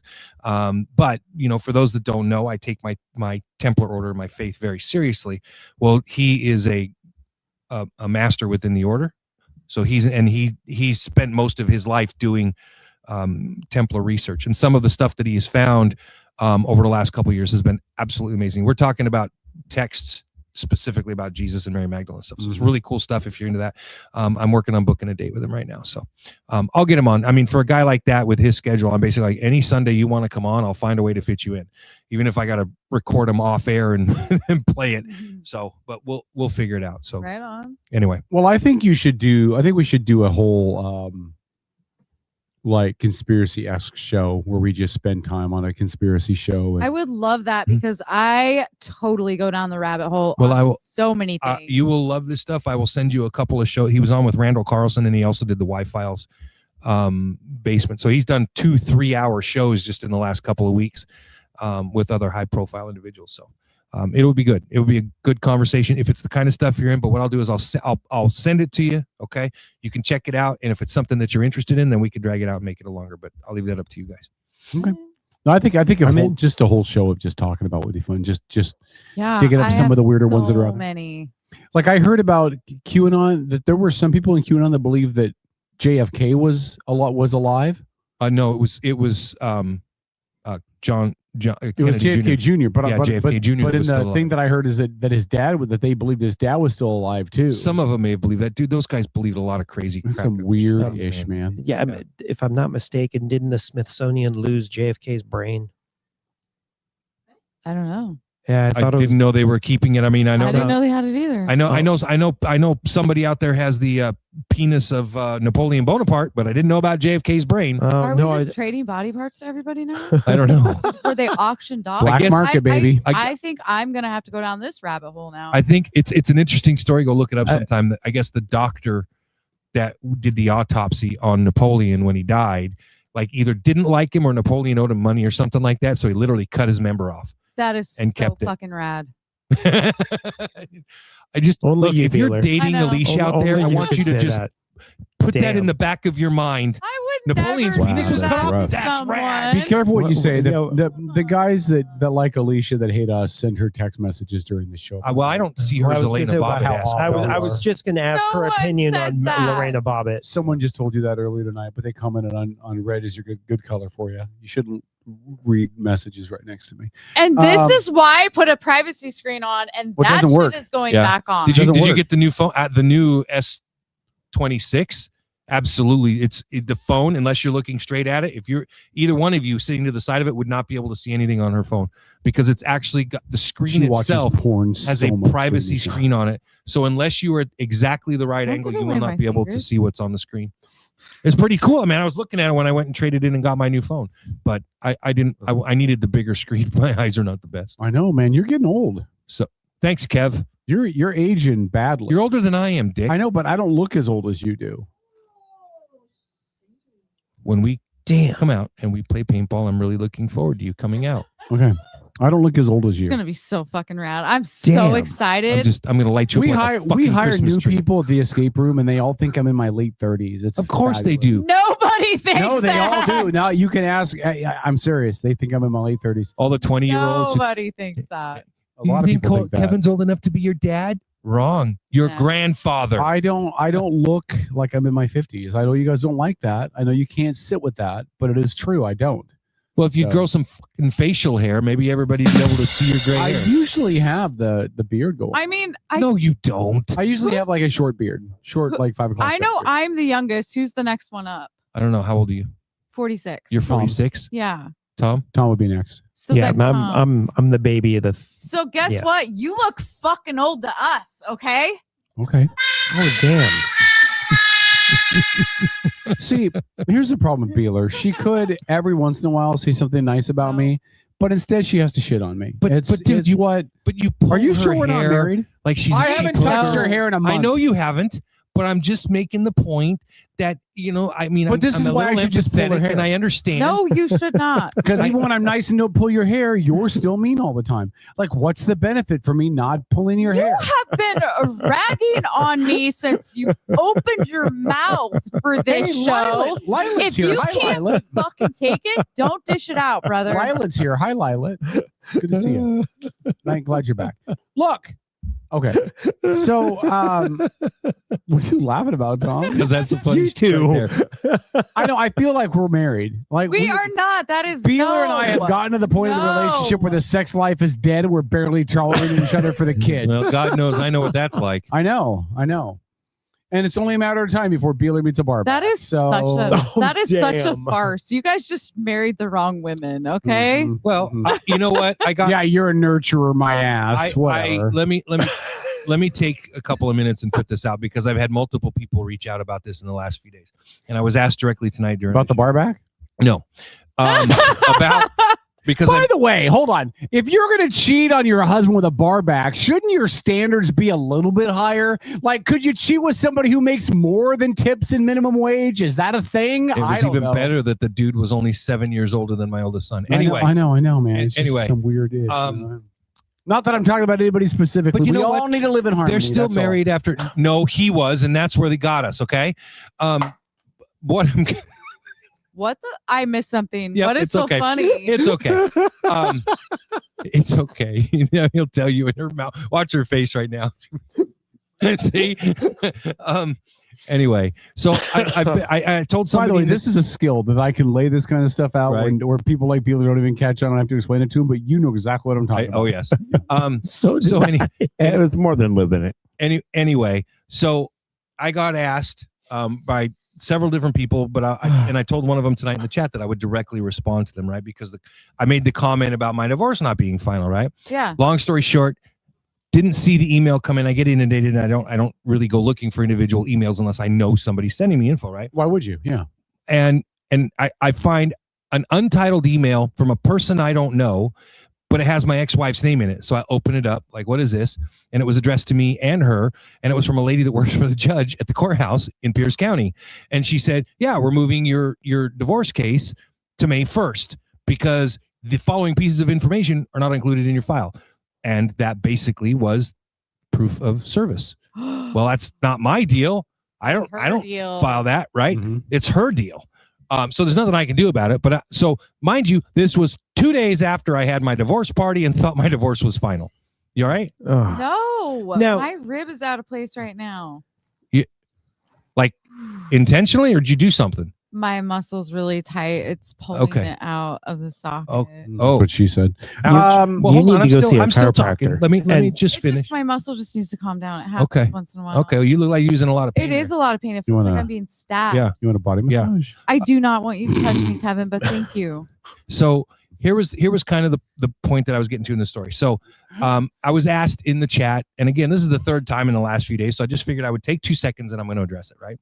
the question was asked of me, well, and, you know, and I haven't said much. We've dropped little hints here and there over the last few months, but the question was asked, well, why are you in a new relationship when your divorce isn't final or this, that, and the other? Okay. And why is that anybody's fucking business? Well, here's the thing. For 26 years, I've tried to be an open book on this show, right? Yeah. And so I will continue to be, because I don't have no skeletons in the, maybe a few, but I don't have anything to hide at this point in my life, right? So I'm very open. And so people have asked about, you know, Amber and I and stuff like that. And here's the truth. The truth is that when I met my first wife, Harmony, I was dating Amber. You're just a fucking whore, dude. And okay, so oh wait, Amber's your girlfriend now. Correct. Oh, so that was the first one. That's the girl you should have married. I do not disagree, but my life belief is that God puts us with the person we're intended to be with when both parties are ready. Yeah, right? I agree with that. So You're making Kevin look so innocent right now. No, Amber's in the chat, by the way. She said, wow, LOL. Oh, okay. Sorry, Amber. Anyway, so the point that I was getting to was that, you know, but we weren't in a serious relationship. And so ultimately I ended up getting with my first wife and was married to her for 17 years, right? Then that relationship went south. Well, Amber was living down in Arizona, okay, and doing her thing down there. So she wasn't even around here. And then when Katie told me that I needed to make more money, so she was going to divorce me, I'm like, crap. I'm sure that's all it was, Paul. Well, actually,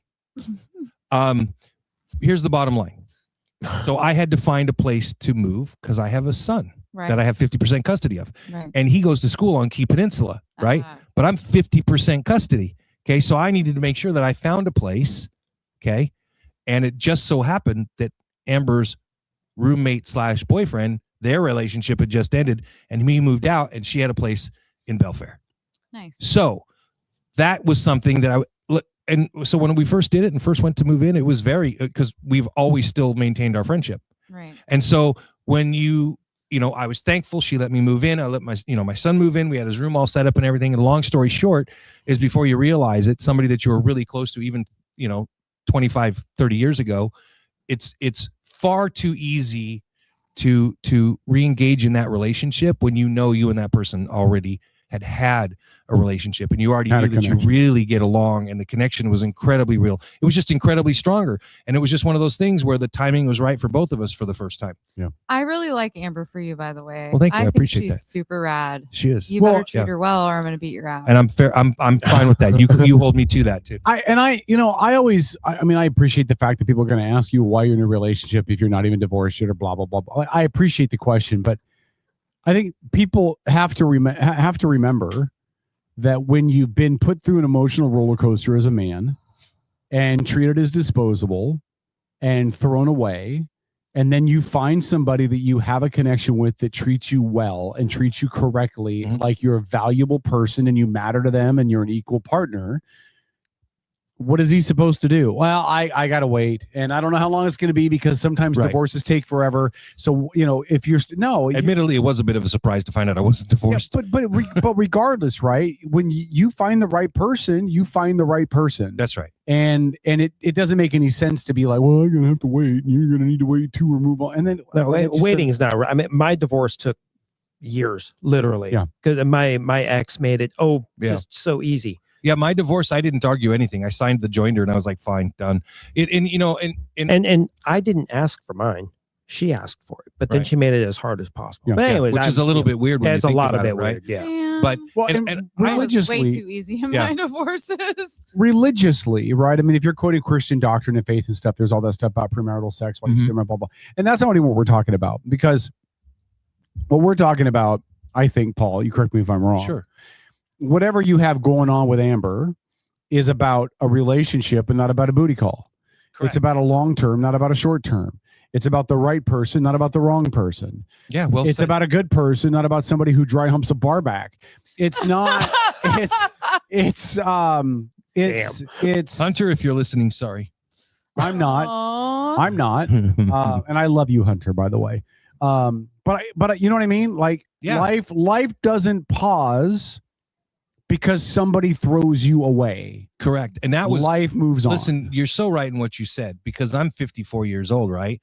So my Don't look a mindset day over was 60. My mindset was when that divorce. I mean, I never even expected to date again. I'm like, at my age, I'm starting over. I lost my life savings and everything, right?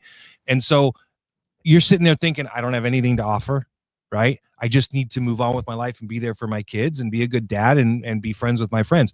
Dating was the farthest thing from my mind, right? Mm-hmm. But then the connection and everything is there. And it's one of those things like you can ask yourself, he's like, I can either ignore it or be true to myself, right? And so, I choose to be true to myself.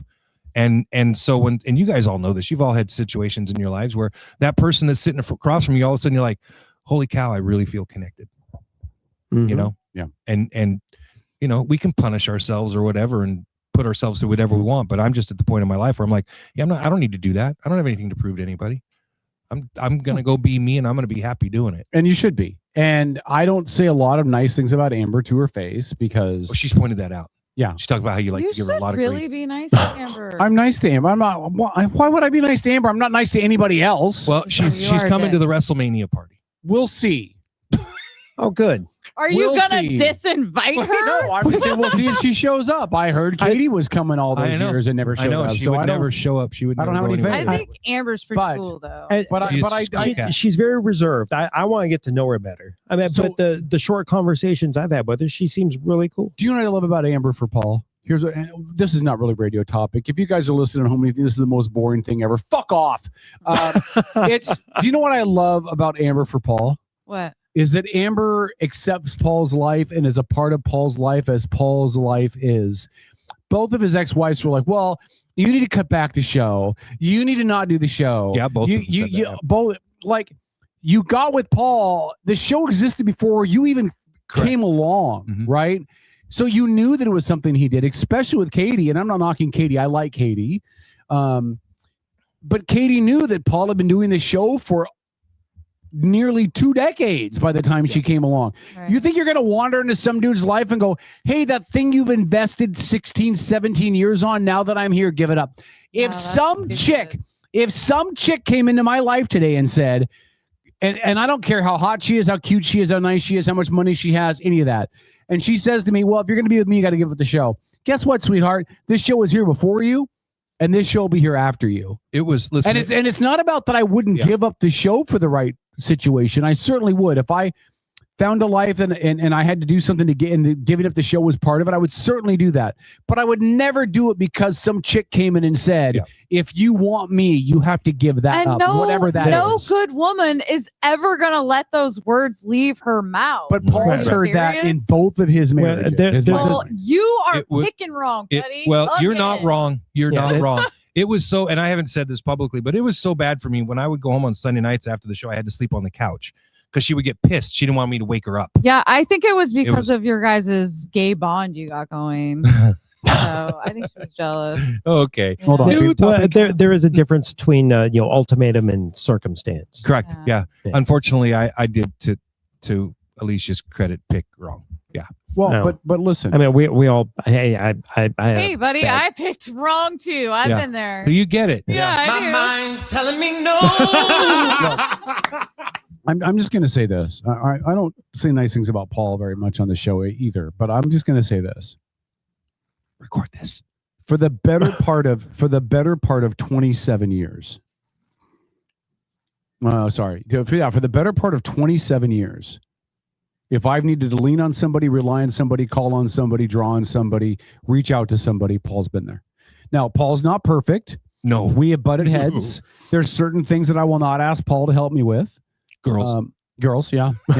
Help me pick a good one. But I know that thank you, Dennis. But I know that if I need to reach out to somebody, Paul's there. Paul is tremendously loyal. There's a lot of things that Paul doesn't do well. There's a lot of things that I don't do well. But one thing that Paul does excessively well is he is reliable, loyal, and honest as a friend. Period. And we've had some bouts of honesty that were brutal. Yeah. And if you were an idiot chick and you couldn't accept that, your loss. But I'll tell a quick story because I think it will help everybody appreciate. And I Kevin a love little when bit I come better. across your exes on dating sites. Not dating that sites? Was great, Yeah. man. That Yeah. was phenomenal. Did you find them on the apps or something? He did. I found his ex-wife, his current ex-wife, on a dating app a couple months I ago. had just moved out of the house and she was on the dating. Yeah, I think it was right around Dude, Thanksgiving. she time. was done with you long before she. Yes, I have no Yeah. doubt. I have no doubt. Wow. But it's And what kills me is it was about money. yes. At least as far as I know, right, from what I've been told. Well, You that's don't what make she enough told money. me. Yeah. Yeah. You go, I spent 4.5 years taking care of her and her kids. She didn't work. And then for us to buy the house, she had to go back to work. Well, she's in a field that allowed her to make she's making $14,000 a month. And so I was making about half that. And it wasn't long before you don't make enough. I have goals. I want to own, she wanted to own her own car dealership, and I don't want to have anything to do with that lifestyle. I don't like it. I don't like people that are so wrapped up in money that they feel they're competing with the other people that are wrapped up in money. Yeah. Especially when I had married her, it was made very clear to me that she wasn't interested in that lifestyle, which is why she moved to be here with me. Yeah. But apparently she changed her mind somewhere along. Gotta stay humble, guys. Gotta stay humble. Absolutely. Gotta. Humble Amber pie all the time. says, Amber Humble says, and kind. Amber says, wait, to hell with me. I support Paul and everything. No, not to hell with you. No, nobody said to hell with you, Amber. Everybody on this show likes you. No, he did. J. Andrew Kennedy did. Because J. Andrew Kennedy says, to hell with Amber. Paul stays on the show. She has to deal with 3 inches of rock hard cock and Outlaw Radio. Oh my God. 3 Yeah. inches. J. Andrew Kennedy, 3 inches. You're being a little bit hopeful there, I think. 4 on a good day. J. Andrew, are you looking in a mirror? Lilat said, Paul, I appreciate your story. It was very moving, and I understand you more than you know. And I don't understand how your politics could be, and then it cut off because it's through the YouTube link. Through the YouTube. I tell this story about Kevin because Kevin's talking about how, there's for certain things that he doesn't have me help him with. And this is kind of funny. And I think that you appreciate this. So he was dating this gal I knew, and I'd known her for years. I wouldn't say that we were friends, but she was actually friends of my ex-wife. And I liked her, right? And Kevin had gone on a few dates with her. Just a girl with googly eye? Nope. Oh. And then all of a sudden I see him and I'm like, so how's that going? He goes, yeah, I couldn't keep dating her. I was like, why not? What was wrong with her? Oh, yeah. This girl was, mind you, she was like a 45-year-old virgin. Like she was devout Christian. She was like, I am not having sex till I get married. Right. Good for her. And right. Yeah. And so I said, okay, what's the problem? He's like, I got to test drive the car before I buy it. He goes, it's not That's about not what I her. said. He goes, it's about me. That's not what I said. You can explain it. You can explain it. I'm paraphrasing. No, the issue was not about test driving the car before I bought it. The issue was about the pressure that comes along with that. It is a lot of pressure. It's a lot of pressure. Yeah. And as somebody who had been quite promiscuous in his 20s, 30s, 40s, 50s, as somebody who had been quite promiscuous for a large chunk of his life, teens, to come into a relationship with that experience and that baggage, and then to get with somebody that never had experienced that, it was not a comfortable relationship for me. So it just wasn't. And strange. Paul likes to make fun of me about it because, like, I mean, it's a really funny story to tell, huh, Paul? It's a funny story, Yeah. but it gives some insight into Kevin, right? Because actually, as much shit as I give him about it, I actually kind of get it, right? Yeah. It's like you don't buy shoes before you take them out before you try them on. Well, I get it. You're walking around in other people's sock but funk. hold on. Yeah. I mean, At this point in my life, I would be okay if I was dating somebody and we waited till marriage. Like I could do that now. What made me uncomfortable with that scenario is I had this huge breadth of experience and she had none. And I felt like it was a completely slanted table. I mean, but there's one thing that But now you're not looking for a woman for just that. Kevin, any woman that you get with, Mhm. right? Just remember this. Oh no. The hand she uses to jerk you off with, she used to put the other guy back in. You wouldn't have had that issue with her. Wow. Right? Wow. Oh, that was an Poor image Tom. I really Amber, didn't need. Amber, I That's hope a you meet a thought bar to back. take home. Amber, I hope you meet a bar back tomorrow. I hope you meet a bar back tomorrow. Paul deserves I it. appreciate the look on Tom's face. To know that I can do that to a man that cuts the nipples out of his sweaters for Christmas. Oh my God. That's pure gold right there. Andrew Kennedy.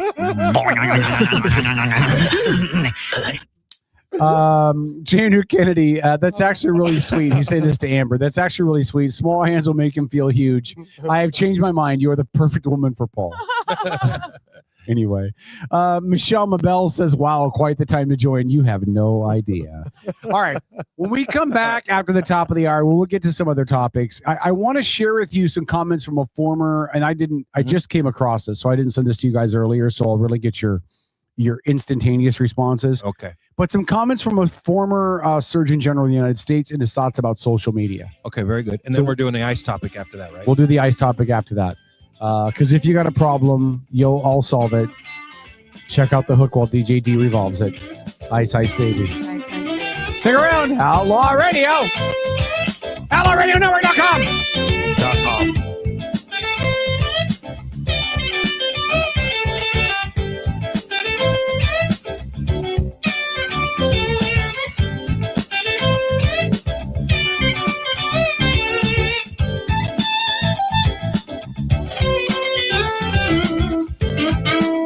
This is the Outlaw Radio Network.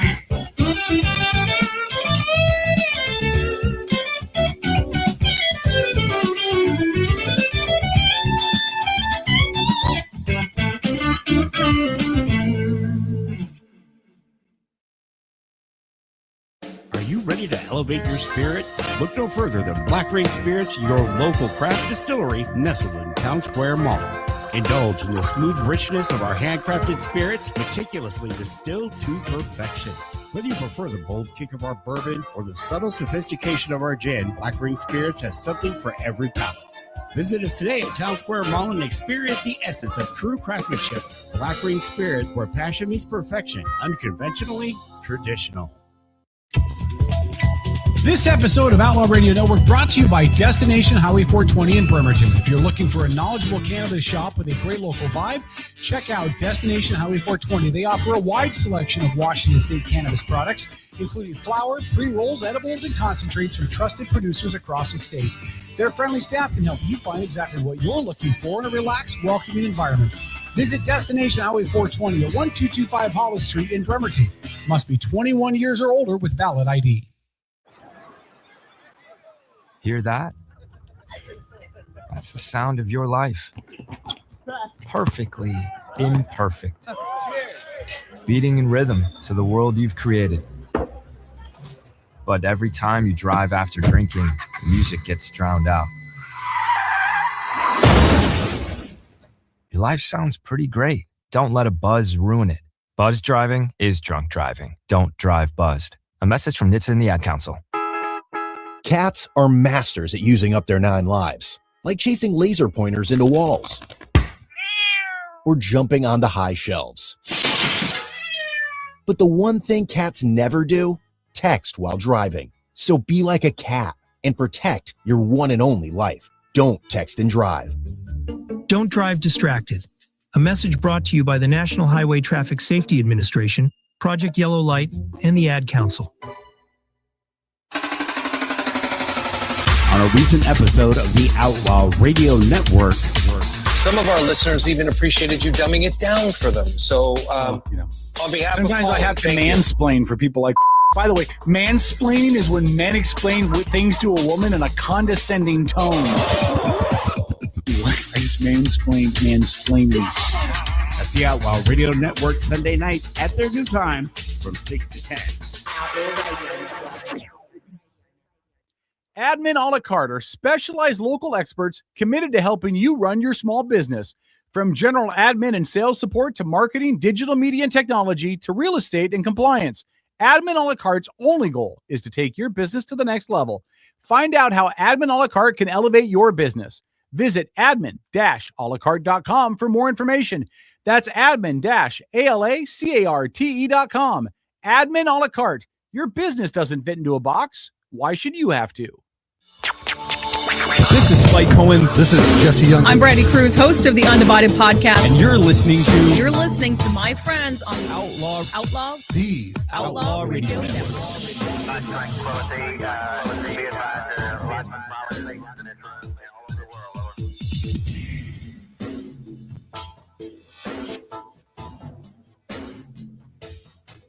All right, Outlaw Radio, final hour of the show. Beeler has left the building. It is essential. She's not she's not feeling great. So we gave her the rest of the hour off. We are going to dock her pay by 30% for tonight's show. But we hope she feels better. She'll be back with us next Sunday. Paul will be back in a moment. He is, I believe, walking out to the car like the gentleman that he is. Some great comments in chat before we get to our next topic. Andrew Kennedy said Amber's out here using her fingers like she's holding a cigarette to reinsert. Thank you for that, Andrew Kennedy. Paul didn't hear that, so there's that. Are you coming over here, Paul? You're going to sit on the couch? I'll sit over here. Okay, all right. My chat is super lagged, and it's not keeping up. Well, Paul, I'm going to repeat this. Andrew Kennedy said that Amber's out here using her fingers like she's holding a cigarette to reinsert. Well, here's what I'll say. She is really good with her hands. I mean, that's what she does for a living. She works for the power company, and does permitting and all that other stuff. Does she really? Can she give me a cheaper power bill? Don't think she doesn't. She's not in that department, brother. Okay. Do you know that I use my bill slightly less? My power slightly less than Did it go up on you? It went up a lot, like 30%. 30%. Right? Yeah, it was. Well, I had my first ever $700 power bill. Holy shit, dude. Well, because you know the house. Mine's multi-level, bunch of windows. Wow. I'm sorry, brother. I listen. For the Democrats who purport to want to take such good care of the disproportionately affected in Washington State, watching them pass the largest tax increase in state history and then pilfering $4 billion from the Firefighter and Policeman's Fund was about as much of a slap in the face to the voters of Washington State as I thought was humanly possible. Yep. And part of that tax increase was allowing the power companies to raise your rates 30%, which is why we're all seeing the huge increase. So, but that's and you know what they're pushing for, right? On what that they're hoping for public takeover utilities is what they want. It wouldn't surprise me, but I will say this: I don't think it'll ever happen with PSE. They've got way too much invested in the infrastructure. But having said that, and that's why they wouldn't allow a company. In fact, one of Elon Musk's companies, he was a minority owner in, was a solar power company. I forget what it's called, Solar City, I think is what it's called. So what Solar City does is they would come to your house and put they would put solar panels on your house for free. You did not have to buy them. Really? Yes. Okay. But then that money, the energy that was, because you guys know how solar works, right? You wire it back into your house. All of the power that your own house generates through its solar panels then gets removed and deducted from your bill. Right. So some people would actually get money back. Yep. Actually, a lot of people get money back. Not in the Pacific Northwest. Correct. Because Puget Sound Energy would not allow it, because they will not allow a solar company that puts your solar stuff on for free. They would not allow them to do that. And so that Solar City is completely not able to come into Washington State, which is sad. Well, my folks are on solar. Okay. Do they like it? Yeah. I mean, I think the technology's gotten to the point where it's a legitimate form of alternative energy now, because you can buy the whole house battery. Not really. Well, without the house battery, you're right. Yeah, without the whole house battery. But Tesla makes those house batteries. You can get them for less than $5,000, and you're set. Yeah, but in the Pacific Northwest, solar is oversold. I don't disagree with you, but I think technology is getting better. The panels are getting better, don't you? The panels my folks have are not that old. They're still reasonably new tech. Okay. And during the late fall and winter months, they have trouble. Yeah, they're very grid. It's a fair criticism, man. Yeah. So I called solar about my house. Yeah. Just to get an estimate from them what it would do to What'd the they bill. tell you, 20 to 30 grand? They said that it would. Oh yeah, it would cost me 25 grand, I think is what it was. And it would reduce my power bill by 40. They estimated 42 to 44%. And they do that with satellite photos of your home and what it's surrounded with. And but if all I'm going to save is 43% on my bill, that doesn't justify me doing 25. If you save $300 a month, but again, at the time, it wasn't $300 a month. 40% is probably an average. Yeah, it's probably not. In summertime you're going to save a lot more. For sure. And winter, fall. Well, and part of that is putting in enough panels to be able to cover your power usage, right? Right. And then that's even more expensive, like double that price if you wanted to put in enough solar panels to cover. Right. Well, it depends on what kind of a footprint you have. Right. Absolutely. I mean, if you live in a tall, skinny house. Dennis, can we turn my mic up just a tad, sir? I can't hear myself. I don't have the greatest of hearing because I listen to music all the time. Well, you can turn his headphones up then. Okay. Because your mic sounds good. Okay. I appreciate it. Thank you, Dennis. Yeah, I think solar is probably a bit overrated now, but I agree with Tom. or maybe it was you, Paul, that the technology is advancing, and at some point it's going to be beneficial. I wouldn't be surprised if by the time my kids are my age, that you have the ability to power your house with solar without relying. They'd be powering their house with water at that point. Well, But and, honestly, I think because you're going to be able to power your house is because we're figuring out how to make things more economical. You know, LED lights. Things Agreed. like And that. if you listen, you guys know I'm into the UFO topic, and Dr. Stephen Greer and others who protect whistleblowers when they come forward from the military. According to them, the technology exists for everybody to not have to pay anything for power. But they haven't released the technology. The government hasn't, because of what it would do to the economy. Yep. And I think that's a reasonable explanation, to be honest with you. I know it sucks, but it's a reasonable explanation. Only sort of. Not only sort of. It's only reasonable, sort of. It depends on. Oh, okay. Yes, you're right. I know, because when you know what that would do for the world? Yeah, it would affect our economy in the States here. But what it would do for third world countries, not having, if they all had electrical and didn't have to freaking worry about it, Tom? Yeah, no, the economies would explode there. It would. Free energy? Yeah, absolutely, man. It would do amazing things for this whole planet. And I look forward to that. That's why I'm so big, and I'm following. I mean, I follow. I probably watch an hour to two every single day, because there's a lot of people that are studying and that would putting be out the information worst on the field. That'd be the worst thing for this planet. What, disclosure? No, I was going to say disclosure. If you came up with free energy. Well, I think Tom and I probably vehemently disagree with Can you. I tell you why? Sure. Because right now our rock can barely support the amount of life that's on it, with the issues with water. So you're concerned about population explosion? Yeah, because if suddenly you had free energy, you'd have better health care, and again, it sounds like I'm advocating. But as human for that. beings, don't we always have to find a way to solve that issue? But I'm just saying, like in the United States, we have a much longer life expectancy because we have better medical and better treatments and access to all these things, right? Well, that argument can be. I'm sorry. If you could suddenly fix that issue in Africa and Southeast Asia, then the planetary growth population would explode. And I'm not advocating for a lot of people to die. I'm just saying it would be really bad for this planet, because we wouldn't be able to sustain. Well, listen, that's a legitimate issue, though. I don't think that's accurate, though. Okay. What's not? The idea that our population would explode because of free energy. We already live in a.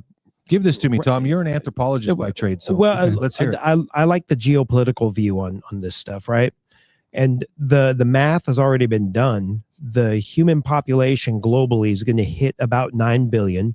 We're not far Is that from that kind of yet. like, what do they call that point? I forget what it's called. There's a word for it. though, right? Yeah, I don't remember. Yeah, It's a tipping point, like basically. maximum something or another. Right. But globally, we're going to hit a population of about 9 billion, and then we're going to start to decline. Yeah, because we won't have enough food to feed everybody and stuff like that, right? No, Not we're enough already resources? we're already very close to 9 billion. We're 8 point something. But why? globally. There was a reason they had said that the population would hit that certain point and then decline. We're already declining. Look at countries like Japan. Japan is not technologically, behind or anything. No, but they're probably ahead a little bit. Yeah, and their population's declining. Look at Germany. Yeah. Germany, I same think thing. to Their Kevin's- population's to declining. To Kevin's point, though, I think a lot of that's culture. The same things here in the United States. Yes, culture, right? Culturally, we're declining. So if you The upcoming generations are not wanting 3, 4, or 5. Yeah, but like that, but here's the problem. And if you inject free energy into the market, it's not going to make people want to have kids all of a sudden.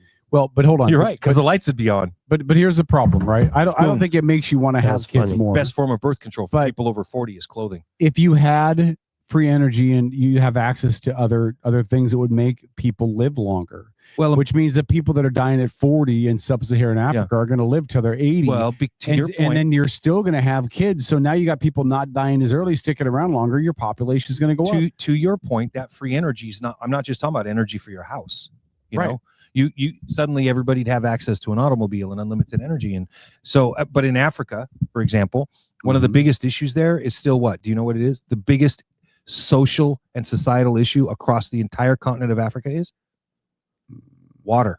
Oh yeah. So, so all of a sudden now everybody can put in a well, right? I'm just, they're legitimate social issues. Well, but to you discuss. can't though, right? There's limit. I mean, water is not limited. an unlimited. That's right. Yeah, it's a finite resource. There's some predictions that went on back in the early 2000s about what were the things most likely to cause wars coming up in the future. And the number one listed issue was water. I don't think it will. I don't think water will. I think at some point you're going to have We'll be like the guys on Dune wearing little suits. So when we pee, the suit filters it and turns it into water. No, I think at some point you're going to have AI and systems that are able to replicate synthetic water. Nothing created from I don't know. thin air. Remember, what do they teach you in biology, right? Or chemistry? Water can neither be created or destroyed. No, that's energy. That's the I thought law that of was thermo- water too. law But that's of okay. I thermodynamics. trust you. You have the science I thought that was background. herpes. Well, that's true too. No, It can certainly be propagated. You can break water molecules with a corona discharge. And isn't just that electrically? Isn't that what they use for fusion? No, that it's called Brown's gas. Okay. So it gives you 2 parts hydrogen, 1 part oxygen. Breaking it down into small. And it's very, very flammable. It's right. it's- But that's how they do fusion, right? Because it becomes flammable, therefore it can be used as energy. No, because I can do it in my garage, and fusion I can't do in my garage. Well, true. Yeah. True. Yeah. That's why they talk about cold fusion. And there's, there are cars being built right now in Japan that are running off of water. Yeah. Yeah. I mean, it's well, there was a guy in the early 1900s that had developed the technology to drive a car off of water, and and he died, and his research with him. Or Tesla, right? Who was able to take static electricity right out of the air and use the energy. You know, the technology that has been suppressed, and that was part of Dr. Greer's point, is that the energy issue has already been solved in small circles and then bought out by the big energy companies, and people have mysteriously died over it, right? It's a legitimate issue, which is why disclosure is such a big deal to me, right?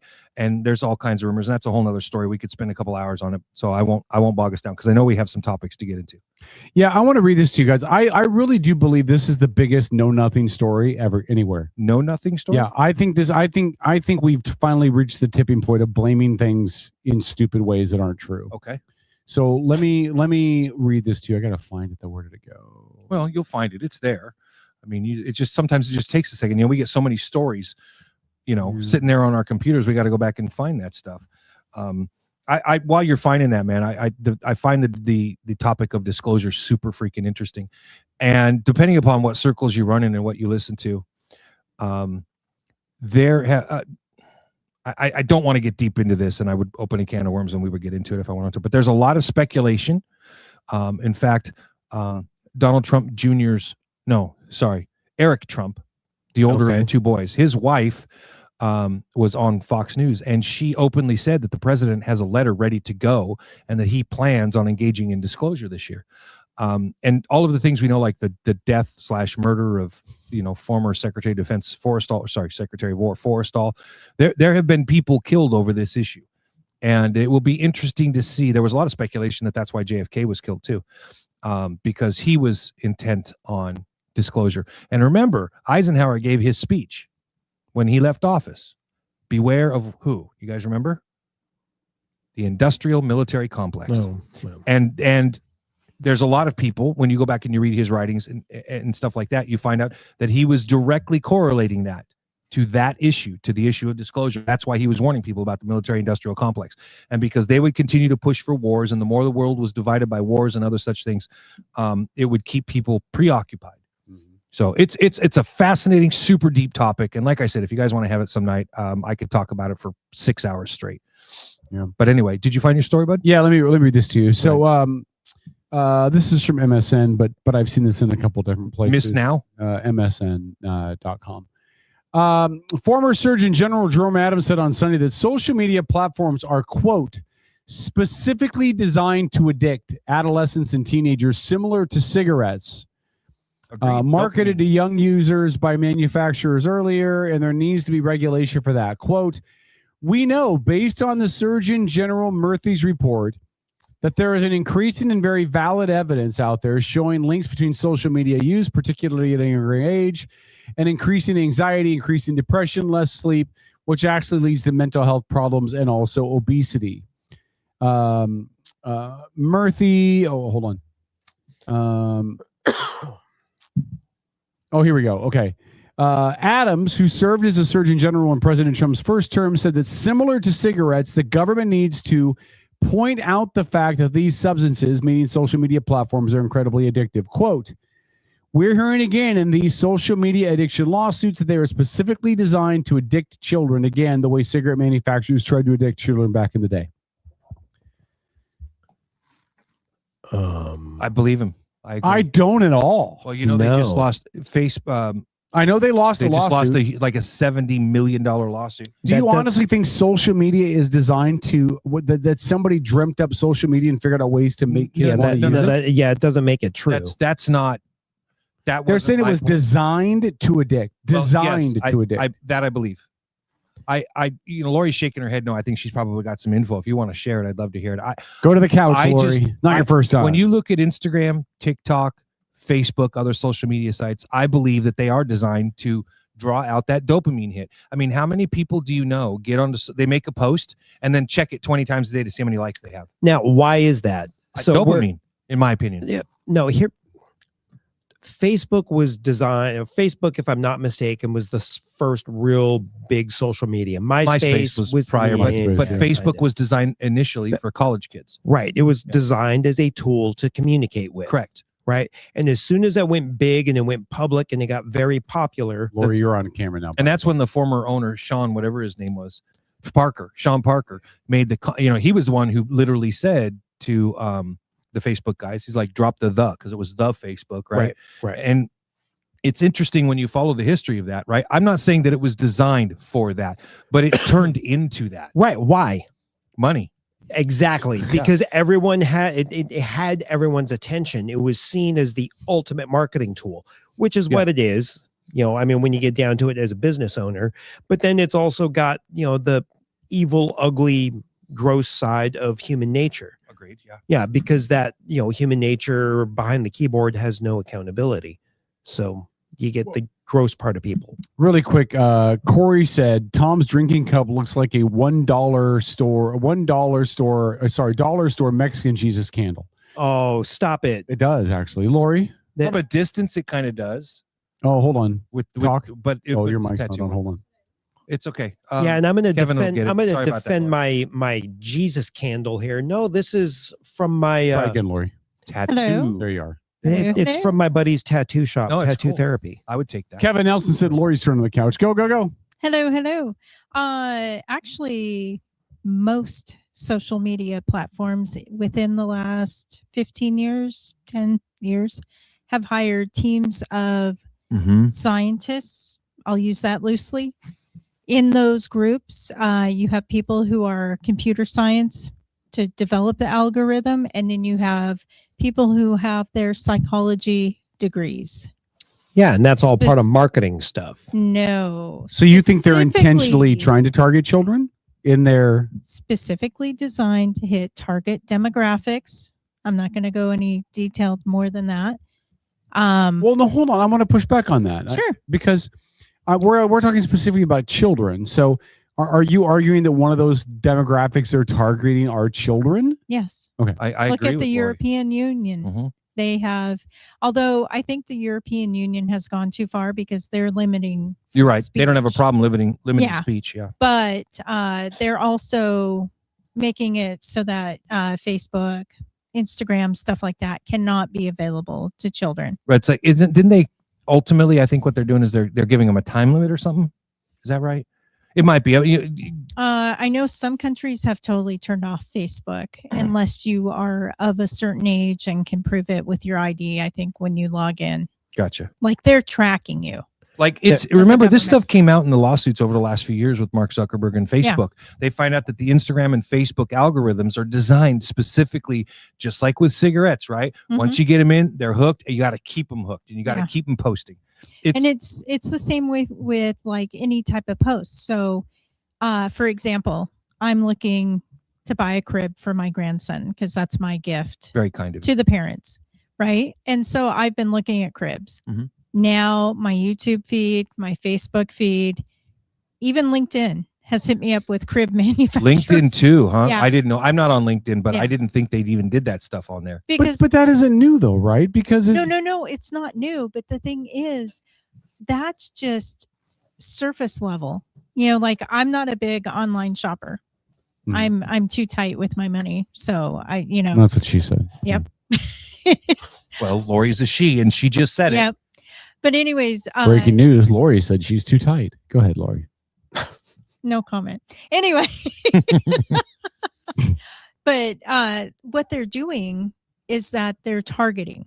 They're Great. targeting demographics. So like if you are a 15-year-old questioning your current sexual or biological identity, Heck yeah. they are going to target you and they are going to push you to a certain way. Remember, that was the big issue with TikTok. Yeah. Right? When they talked about banning it, because if you go look at TikTok in China, where it originated, very different algorithm. Oh, yeah. Versus the United States, you get onto TikTok. And again, and I'm somebody who uses it. I use it frequently. I've almost to the point where I've got it set up where we can do TikTok lives, but that's about us generating viewers and followers and listeners. Right. But when you get on there, right there, TikTok, for example, like I took this big long class, right, to learn how to use TikTok and all this other stuff. And the big thing that they push in their algorithm is if you want, because you can get paid just for having followers on TikTok for people that, if you get enough, right? We're talking like 100,000 followers or more, then you're going to start making money on it, right? Why do they do that? So they get on there and they tell you, you know, your algorithm is dependent upon how many people not just watch your video, but like it and reshare it and comment on it. So that's why you see a ton of videos. If you're on TikTok, it'll say, watch till the end, you'll be surprised, or some variation of that, because they need you to watch to the end so that they get those extra points on their algorithm and they can make money off of it. So I think they're absolutely, and I'm right there with you, Lori Lockstep. I think that there's absolutely an element to social media sites that is specifically designed to hook you and addict you. How many times have you guys heard people talking about, quote, doom scrolling? Where you just can't stop. You just keep after whatever. I've done it. I mean, it's not uncommon. I think a lot of people do. Maybe not you, Tom, but but I'm just, all I'm advocating is it's a marketing tool. Well, I think it is. Yes, it is a marketing tool, right? But if you grab them young, then they stay customers forever. No. Especially if you addict them. It's actually worse than that. There's new studies coming out from JAMA, Journal of American Medicine Association, or Medical Association, as well as others, that our children, depending how young they are when they're starting on the internet and YouTube and Facebook, everything like that, are showing signs of brain damage in their brain activity scans. Which I think that's which creates liberals. Whoa, Kevin. Way to go, Kevin. I knew I loved you.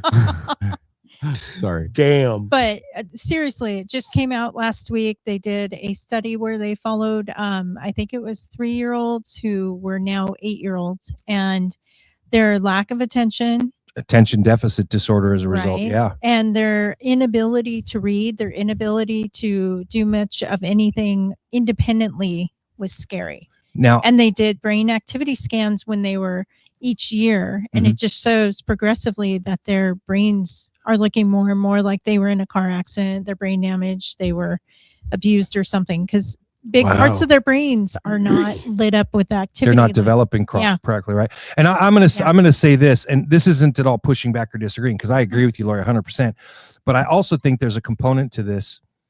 You remember when we were all growing up, 70s, 80s, and I think that as each new generation comes along, the previous generation, their parents or their grandparents, absolutely drive home the point. Oh, this new stuff, right? It's messing up our kid. Like when I was my parents did not like me sitting in front of the TV watching Saturday morning cartoons. If you sit that close, ittle mess up your eyesight, right? All that other stuff, right? You know, when radio come out, you know, people would complain about the stuff that would go onto radio, right? Video games, all heavy metal music. Every time some level of new technology. And my only point to this is that as adults, as grandparents, as parents, we have to learn to adapt. Yeah. And by that, what do we got to do? We've got to pay closer attention to our kids. My 14-year-old Truman, he don't have Facebook. He doesn't get social media at all, but he spends plenty of time on his computer because he uses it to engineer. He loves building stuff, right? So I don't actually discourage him from that, because he don't get on there and play first-person shooters or other games. He gets on there and the stuff that he uses and plays on, he's building, he's engineering. He's using it as the tool that it is. Yes, he's using it as a tool. Yeah. May I ask what game he really prefers? You could, but I would have to look up the name of that, and I could get it back to you. But it's nothing I had ever heard of. Roblox? Is it No, Roblox? no, Okay, not thank Roblox. God. No, he's actually well aware of the stuff that's gone on in Roblox, Good. and is adamant. There's actually a guy that he follows that goes out and basically tracks down pedophiles on roadblocks and then exposes them. Good. And I've never heard of Roblox. Yes. Well, Roblox is considered the most popular game in the world for kids to play, and it is full of online predators. It's full of online child predators. Yes. Now, both my daughters. Meet them in person. Yep. I thought Minecraft was still holding that spot. No, Minecraft was, but Roblox took over. Both my daughters played a lot of Roblox. I've never heard But of it. again, like to me, this whole discussion about the internet, social media, all of that, it comes down to a balance with parenting. Parenting. You know, yeah, agreed. The problem is where when you allow your tablets and online to parent your kids instead of you, that's where it becomes an issue. What did we hear when we were kids? If Madonna is your hero and not the local firefighter or cop, you've gone somewhere wrong as a parent, right? I think there's truth to that. We may not want to admit it, but there's some truth to it. But when it comes to raising your teenagers, we all know, right? Sorry, it's getting more I grew up in difficult. a different family. You did, but it gets kiss more women than I have. But now with social media and especially with AI, it is changing our kids. Oh yeah. But 100%. we have to learn how to deal with that as parents. And I think so that to this issue, right? I don't actually agree. I agree with the findings of the court in the case because I do believe it that it's now programmed and the algorithms are designed to get these kids addicted. However, there's a personal accouguability side of that. Exactly. For us as parents. 100%. 100%. The only, I guess, I guess the part, and I don't want to give up any more rights or freedom. So this is what I struggle with. Yeah. You as a parent or you as an adult are learning the technology. You're involved. You're trying to protect your child, your grandchild, whatever. You are one person against basically teams of experts. Absolutely. Yep. Who are DAC is stacked against who us. are who are basically going out and online fishing like you would fishing for fish in a river. Yep. But they're fishing for your child. Yep. And they know how to hook them. Well, you are now so right about you're that. so stuck because now you're like, I'm stressed as a parent. I got to do this and I got to feed them and clothe them and bathe them and blah, blah, blah. And they got to do their homework and all that. And now you've got to take this out of their life. Yep. So that's the hardest part. I mean, that was a big battle when I was raising my kids. Yeah. They couldn't have a gaming system. And even when they got their first gaming system, it was the old Atari that I used to play. Yeah. Well, listen, you're so right. That thing's worth money now. I know, and it's broken. I have one of This, that. this is why so many You people have one? An original Atari? Do you really? Oh yeah. Oh, you I got an I think original he Atari, has- about 50 games. I think yeah. he has about every gaming know, system ever right? made. Yeah. But what I I need to get a ColecoVision, but go ahead. what I was going to say was this is why the DAC is stacked against the Yeah. parents. And so many people in Washington State specifically got so upset when they decided, because your point, right? They know how to reel those kids in Oh, yeah. and they know how to keep them and they know how to literally program them. And now, as parents, if our kid gets programmed because they're online too much, right? Yep. And they start questioning their sexuality, for example, Yep. or they get pregnant at an early age or, Yep. or sexually active or whatever. This is why it's so inappropriate for the state to step in and say, well, if you don't support your child's decision to be non-binary, we can take your child and put them into foster care, right? Like, But this is what surprised me about your response to this, both of your responses to this, because this to me sounds like more big government getting involved in people's lives. we're telling them to stay out. Yeah. No, hold on. But I'm talking about social media because what he's advocating for, what that Surgeon General is advocating for, is regulation like cigarettes because of the risk that it poses to kids. Yeah, no way. I don't think it poses any other risk to kids than anything else does. Right. The issue with our this is my opinion. Right. I'm going to disagree with the two of you. Okay. Just The in issue- general. Orange man bad. The issue with our children is not social media. It is not cigarettes. It is not video games. It is not music. It is not any of this other stuff. The issue with our kids is our our presence in their life as parents. No, it's lack of accountability as parents. No. Hold on. No, I'm not even going to say, but it's about the presence of parents with their kids. Well, true. Yes. And when you find kids that either are in a household where both parents have to work and they're never home all the time, what are they going to do? They're going to dick around on social media because they don't have anybody over their shoulder to be a parent. When you have somebody that's from a single parent household, whether it's a man or a woman. But that, to Lori and I's point, that is parenting, right? No, I agree. But what I'm saying is that the issue is that even if you got rid of social media, our kids are still at risk if they are not in a 2-parent household where there's a parent at home that can be a parent to them. 2-parent household is an issue. You're right. That I is don't disagree. that's what we've seen since the 50s. What happened after the 50s? We went to both Back parents. to this women to the right to vote. No. We went to both parents being out of the home, and kids were then raising themselves. And what happened with those kids in the 50s? They became kids in the 60s that were what? No, listen. No, 70s. 70s well, hold on. was when the latchkey kids started. We were Us. latchkey kids. No. But it started it started to happen in the 50s because women had already been out in the workforce during World War back II. to the women right to vote thing. No. Way to bring that back. No, Kevin. listen, I'm not being sexist with this. Okay. Listen. Okay, go ahead. Women were in the workforce with World War II. A lot of them didn't want to go back, so some of them worked. And so you started to see the development of kids being born in the late 40s and early 50s. And what did they become? In the 60s, they became flower children, and they didn't have the same regulation. They didn't have the same expectation. They didn't have the same moral character because they weren't raised in 2-parent households. Okay, you are so overgeneralizing. I mean, what Sure I about am. Kent State? Let's talk about Sex, the whole boomer generation, which was an explosion. Do you disagree in that- the United States of children?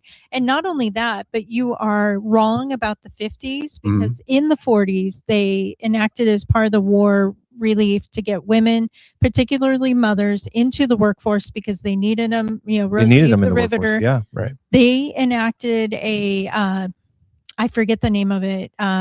I want to say Lantham, but I think that's wrong.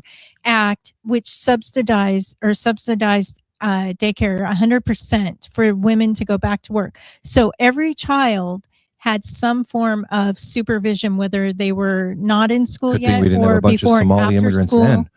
and all of that. And that continued through to the 60s.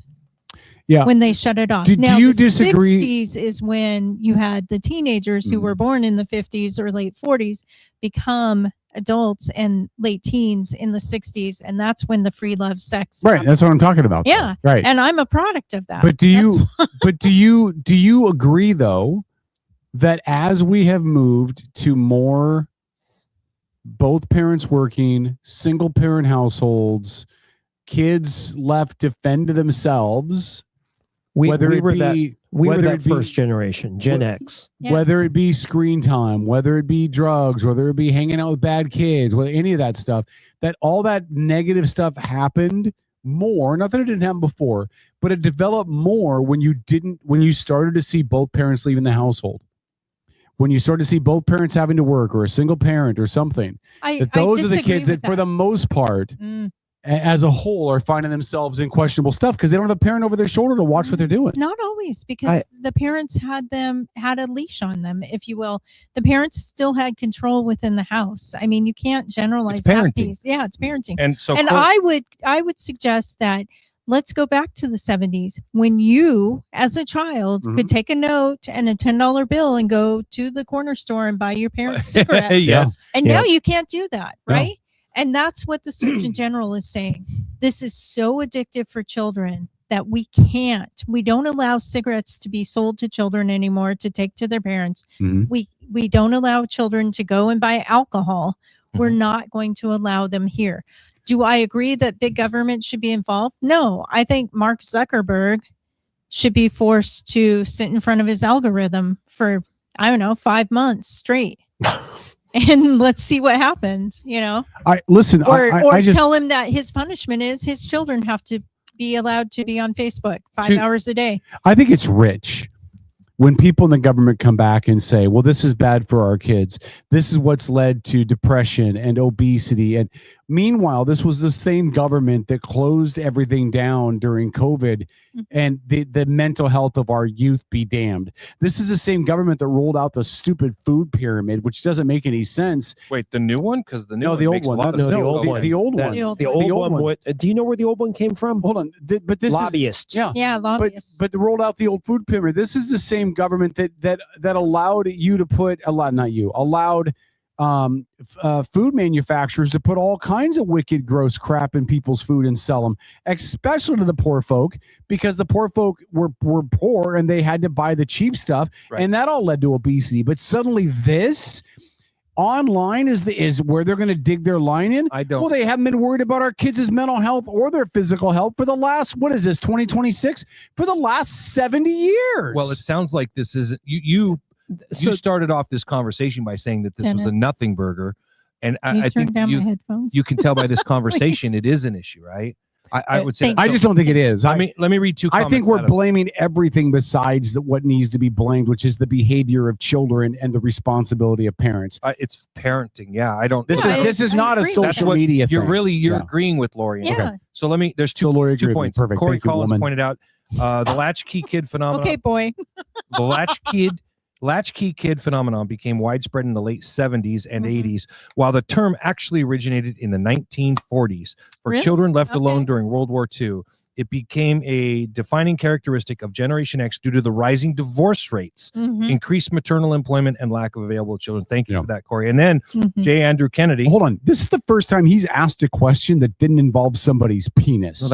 No, that was Corey That was Collins. Corey Collins. No, I'm talking about the one you're about to read from J. Andrew Kennedy. Yeah. This is the first time he's asked a question that wasn't about Tom's penis. Well, so here's Go ahead. It's my boots, not my penis. So J. Andrew Kennedy asked, honest question, did we have a better country before the 19th? I don't. 19th Amendment. Oh, Okay. the 19th. And then the draft is the draft. We needed women for labor then. Is the state of this country better now? And then he said, maybe, just maybe, we have watched a downturn in this country since the 19th.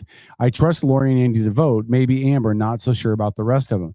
And you sexist bastard. Okay, keep going. Well, but listen, so there's two questions here. He trusts the women to vote, but not the men. One I've talked about a lot of this show. We don't need to rehash it. I don't think the women should have ever been given the right to vote. The world was a better place when they didn't have it. But Well, if you want hand jobs, women need to vote. the other thing, the thing he's talking about though is before women received equality, did we have a better country? I think it's a great question because I think you could argue the answer either way. On one hand, you would say no. You had half of the country that was disenfranchised, had no say, and were basically treated as chattel. That's bad. They weren't treated. They were chattel. Well, okay. In every legal sense of the word. Okay. Women were considered chattel until 1972. Right now, Paul is thinking, oh, the good old days. No, I'm however, thinking it's a legitimate question, though, because there are correlations, but correlation doesn't necessarily mean causation. Yeah. But I would argue that we are not a better country now in some ways because women got equality because You're sounding a lot like Charlie Kirk. No, because it undercut the family structure. It undercut someone being at home to raise hold on. Let me, you can disagree in a second. It undercut the family structure. It undercut the stay-at-home parent. It undercut having somebody at home to raise, to nurture, to do all the things that traditionally moms did. Because they could vote? No, well, because women got equality. It wasn't just about the vote. It was about equality. It was about being able to get a job and being able to get their own credit. And again, I'm not saying they shouldn't have gotten all that. I'm just saying that I could make arguments that there were negative repercussions due to the fact that women were able to get back out in the real world like men were. And it undermined the family structure, which has an issue. Did that undermine the family structure, or did the fact that divorce rates went up and families broke? Well, do you know what? Why did divorce rates go up? Don't know. Because women had equality. No, hold on. Women had equality, and again, I'm not. Hold on. Women had equality. I'm not saying they shouldn't have, but women had equality in the sense that he's determined not to let you get a word in. If a woman wanted to leave a man before they got rights, they couldn't. They were stuck. They didn't have credit. They couldn't buy property. Exactly. They were stuck. I'm not saying it's good. I'm just saying that's the way that it was. So the divorce rates are because of equality. The minute women had the ability to get a job and get credit and do the things that they wanted to do, they suddenly knew they weren't as tied and stuck with a man as they were before. So the divorce rates are higher because of equality. Okay, but I think the way that you're interpreting history is inaccurate. Okay. Women got equality. Women got the right to vote. Whoopie ding dong. Women were no longer chattels, so that they could have their own bank account. They could have their own credit cards. Yeah. Yay. Oh, okay. But what was that? Let her finish. Let her finish. Okay. I was just going to interject that progress took a long time, because I remember 1980 something early, my mom having an argument with a credit card company on the phone about something, and they were wanting to speak. Well, I need to talk to the man of the house. Well, the man of the house was deployed. So yeah, I mean that. Oh yeah, and that there's equality still, thing took a while to get there. I remember that as a still kid. salespeople, I will call them that, who judge a woman that comes in to buy a car, and the first thing out of their mouth, well, when's your husband coming? And I will sit there and politely say, MFer, I'm not buying a car from you. Yeah. So the thing is, everybody thinks, oh, equality and the right to vote, and they were no longer considered chattel. Does anybody look at the statistics of women during that time period? Because they probably weren't even kept. How many women died because their husband didn't want to be married to them anymore? How many women were permanently disabled or disfigured because their husband didn't want Here to or in the talk- Middle East? No, in the United States. It was a joke. Because Yeah. there they'll just pour acid on you. But keep in mind, Lori, No, I'm not done. Okay, go ahead. The other part of this, the other part of this is that you are not looking at policy. What happened after JFK died? Who became president? Johnson, And what did he do? Civil Rights Act, What did he do? sent a whole bunch of black men to Vietnam. What else did he do? What- What were the what- policies that he developed to undermine the African American family, which also undermined Oh, that's- the yeah. white families, and taught women, young women, that government will be your daddy? He instituted the welfare program. Exactly. But keep in mind, And that's more than anything destroyed from a federal level. From a state level, you all of a sudden had states moving in and saying, hey, no fault divorce. We know what that is here in Washington. And you had Yeah, it's a other- lack of accountability. yeah, and you also had other states who said, nope, you still have to pay alimony, so that men and some women, if they came from wealthy families, were picking and choosing where they domiciled so that they wouldn't lose the family money or the money they've accumulated. And that works both ways. Oh, yeah, to your that's why I point. said I mean, that's men what and happened to me in my current divorce, right? Mhm. She made twice as much as me. So guess what? She could afford the lawyer. Yep. You know, she could afford the things that I couldn't while I was sitting at home taking care of the kids and running a business. So Keep in mind, and Beeler's in the chat. She said I'm a jerk. I don't know. I'm No, not- no, no. She was talking to Jay Endrick.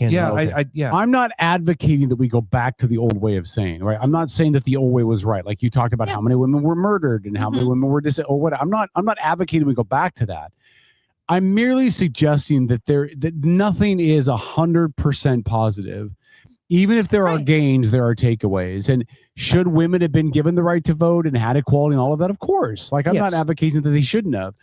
But when that happened, I'm glad you clarified that. But when that happened, it began the erosion of the traditional American family. That was kind of that was the start. Now you talked about things that happened in the 70s and advancements and welfare and all of that. And you're right, all of that played into it.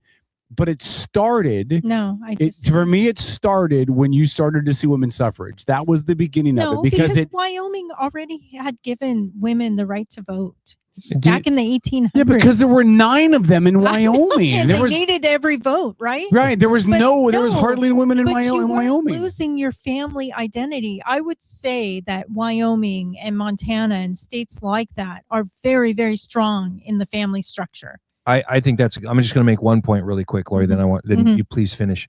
I think a lot of that falls on us as a culture and Yeah. as a society. I agree. More than anything, right? Like we talk about different groups, whether it's the Ethiopian immigrants or Mexican immigrants or Russian immigrants or whoever, right? Every culture, every society has their own quirks, and I think as Americans, we take our freedoms for granted. People don't try to make their relationships work as hard as they should. Generally speaking, there's very little thought given to the kids. It's just like, well, my husband makes me feel this way, so I'm leaving him, or my wife makes me feel this way, so I'm divorcing her. Yeah. And it's Men have been unfortunate, emasculated. but yeah, that's part of it. But it falls on our culture, I think, in a lot of ways. We've gotten away from more traditional values. Well, go ahead. So cultures change, right? They do. Okay, so when generally speaking, I mean, I could point out cultures in different parts of the world that have remained fairly consistent for thousands of years. Sure, Iran. but there's no, it hasn't. But there's always subtleties in culture, right? Absolutely. So when women's suffrage came about, what was it 1919, if I'm not mistaken? There's background there, yeah. Yep. One of the first things to go to the ballot was the Volstead Act. Yes. Right. So culturally speaking, the stereotype at the time was men spent too much time drinking. Yep. Men spent too much time at the pool hall or the barber shop or whatever, right? Or the whiskey distillery. Yep. That's Well, if she quit, right. Spent too much time drinking, right? If she quit nagging him. Yeah, the Volstead Act came about, and that was the beginning of prohibition. Yep. And that was never going to happen without women's suffrage. So, so you blame the entirety of prohibition on women? On women's suffrage? Absolutely. For the time. Yeah. Okay. I'm Okay, just but and well-meaning white men. Yeah, I was going to say it was also a bunch of very conservative Christian, men. Christian based. Yeah. So it wasn't who might have worked in government and wanted to see some gangsters put away. And, sure. you know, Sure. Well, blah, blah, blah. but actually God prohibition bless was Elliot really Ness. like the rise of the gangster, Yeah. right? Because I mean, that's where your moonshine and bootleg. Yeah. Margie, no, the Civil War was not 1915 to 1918. By the way, folks, 1861 You're off to by about 70 1865. years. Yeah. by the way, folks, Al Capone was prosecuted under IRS, That's right, Internal it was. Revenue Code. And died Keep that. from syphilis. Let me wrap Keep this that in your- conversation up really quick by just saying I understand what you're saying, Kevin. I think this would be a fascinating debate / conversation, even longer. But I love you, but I think you just need to refine your argument a little bit because I understand what you're trying to say. But I didn't plan this. Right, we I know. didn't plan to go this I know. route. But you use that same argument in this realm of discussion, like every time we get onto it. Yeah. I think you have really good points to make. I think you just need to make them better because I think you have valid points. I think part of the problem is, and Lori, this isn't a shot at you. Mm. Okay. Well, whenever he starts, that's like he's aiming the rifle right at you. I He's know, like, right? I think part of the problem is that whenever a man says anything about anything negative that came out of women's suffrage, that came out of women getting rights, that came out of women leaving the home, women immediately get defensive about it because they feel like, oh, he's saying I never should have gotten that, which is not what I'm saying.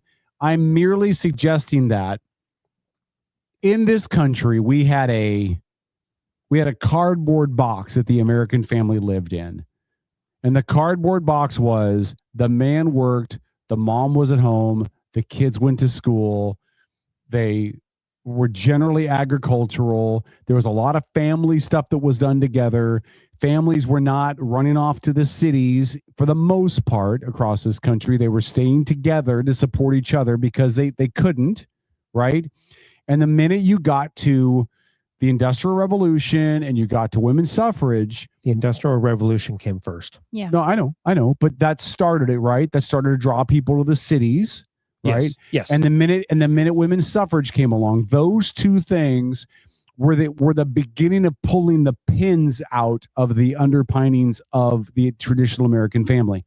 See, I was You're missing more than that, though, because in the agricultural society, you also, or whatever, agricultural type home. Cultural. Yeah. Yeah. Well, agricultural, because you weren't in the city. You also had the grandparents, sometimes both sets of grandparents living with you. And you had a lot of kids. And they were taking care of the kids when the kids got home from school or before school. Yeah, you'd Mom pop out was- 10 kids in case a couple died. Mom was still working outside of the home. She might be working on the farm. She might be working at the local town post office, or she was working at the bakery, or she was at the restaurant. So it wasn't like she didn't have a job. It's that your family unit, when you moved into the city, became very small. It was mom, dad, couple You're kids. agreeing with me then. The Industrial Revolution pulled people off of the agricultural base and into the city. Yeah. I love you having guys. more This people, is a but- great conversation, but we only have limited time left. Kevin, how about we move on to the next? And I don't normally do this, but No, I'm looking understand. at the clock, bro.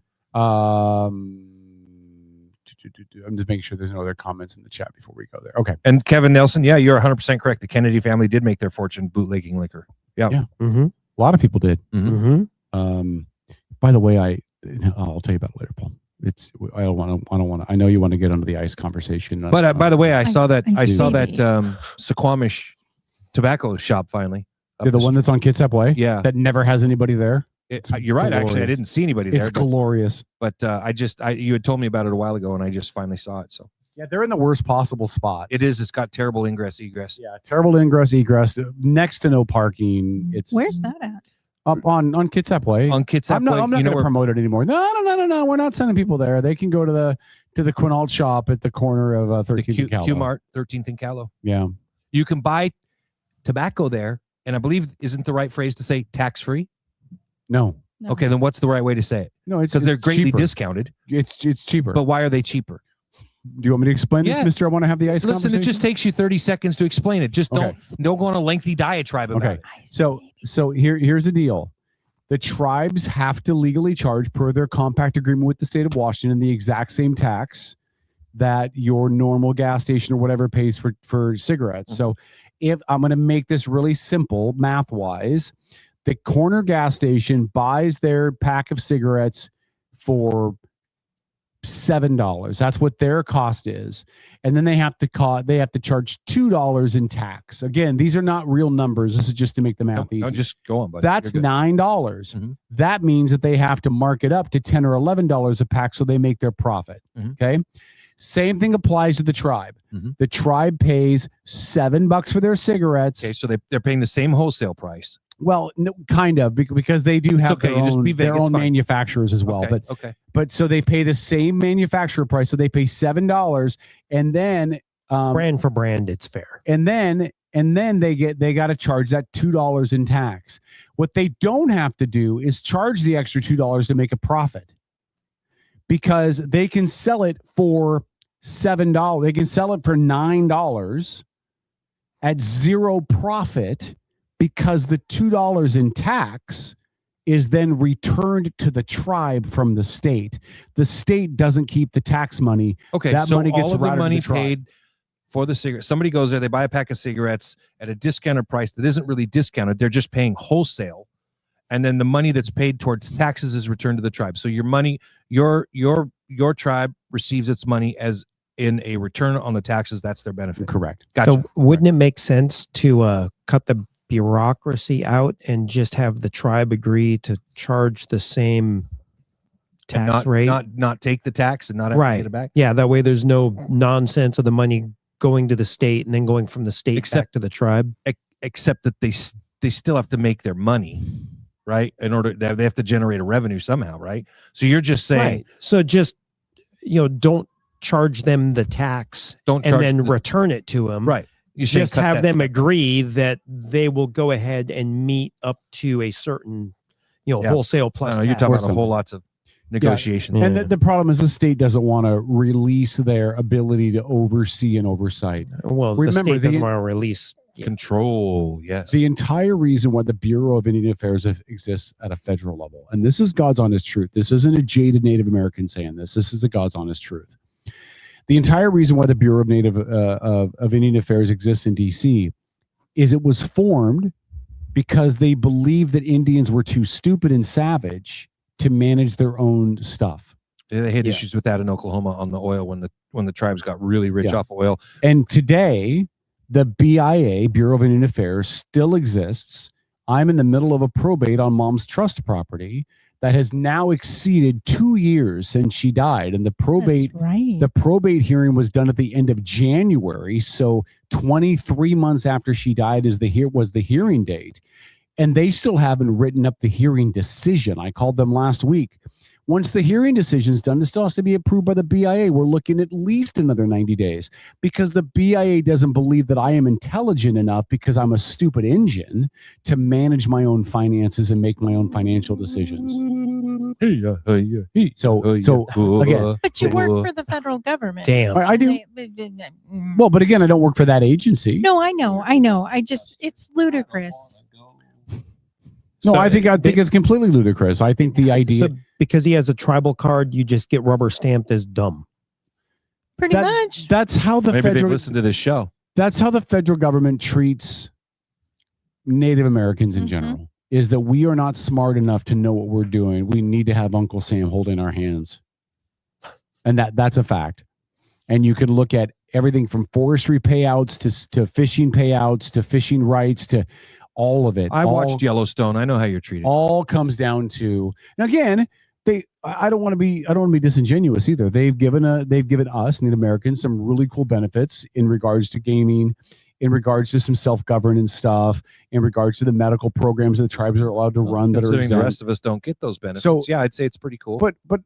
But I am merely suggesting that what the BIA has done is give the power to the tribes and not the individuals, and relegated us Well, the to tribes being, are certainly capable of governing themselves. I don't disagree with that. well, So- but yeah.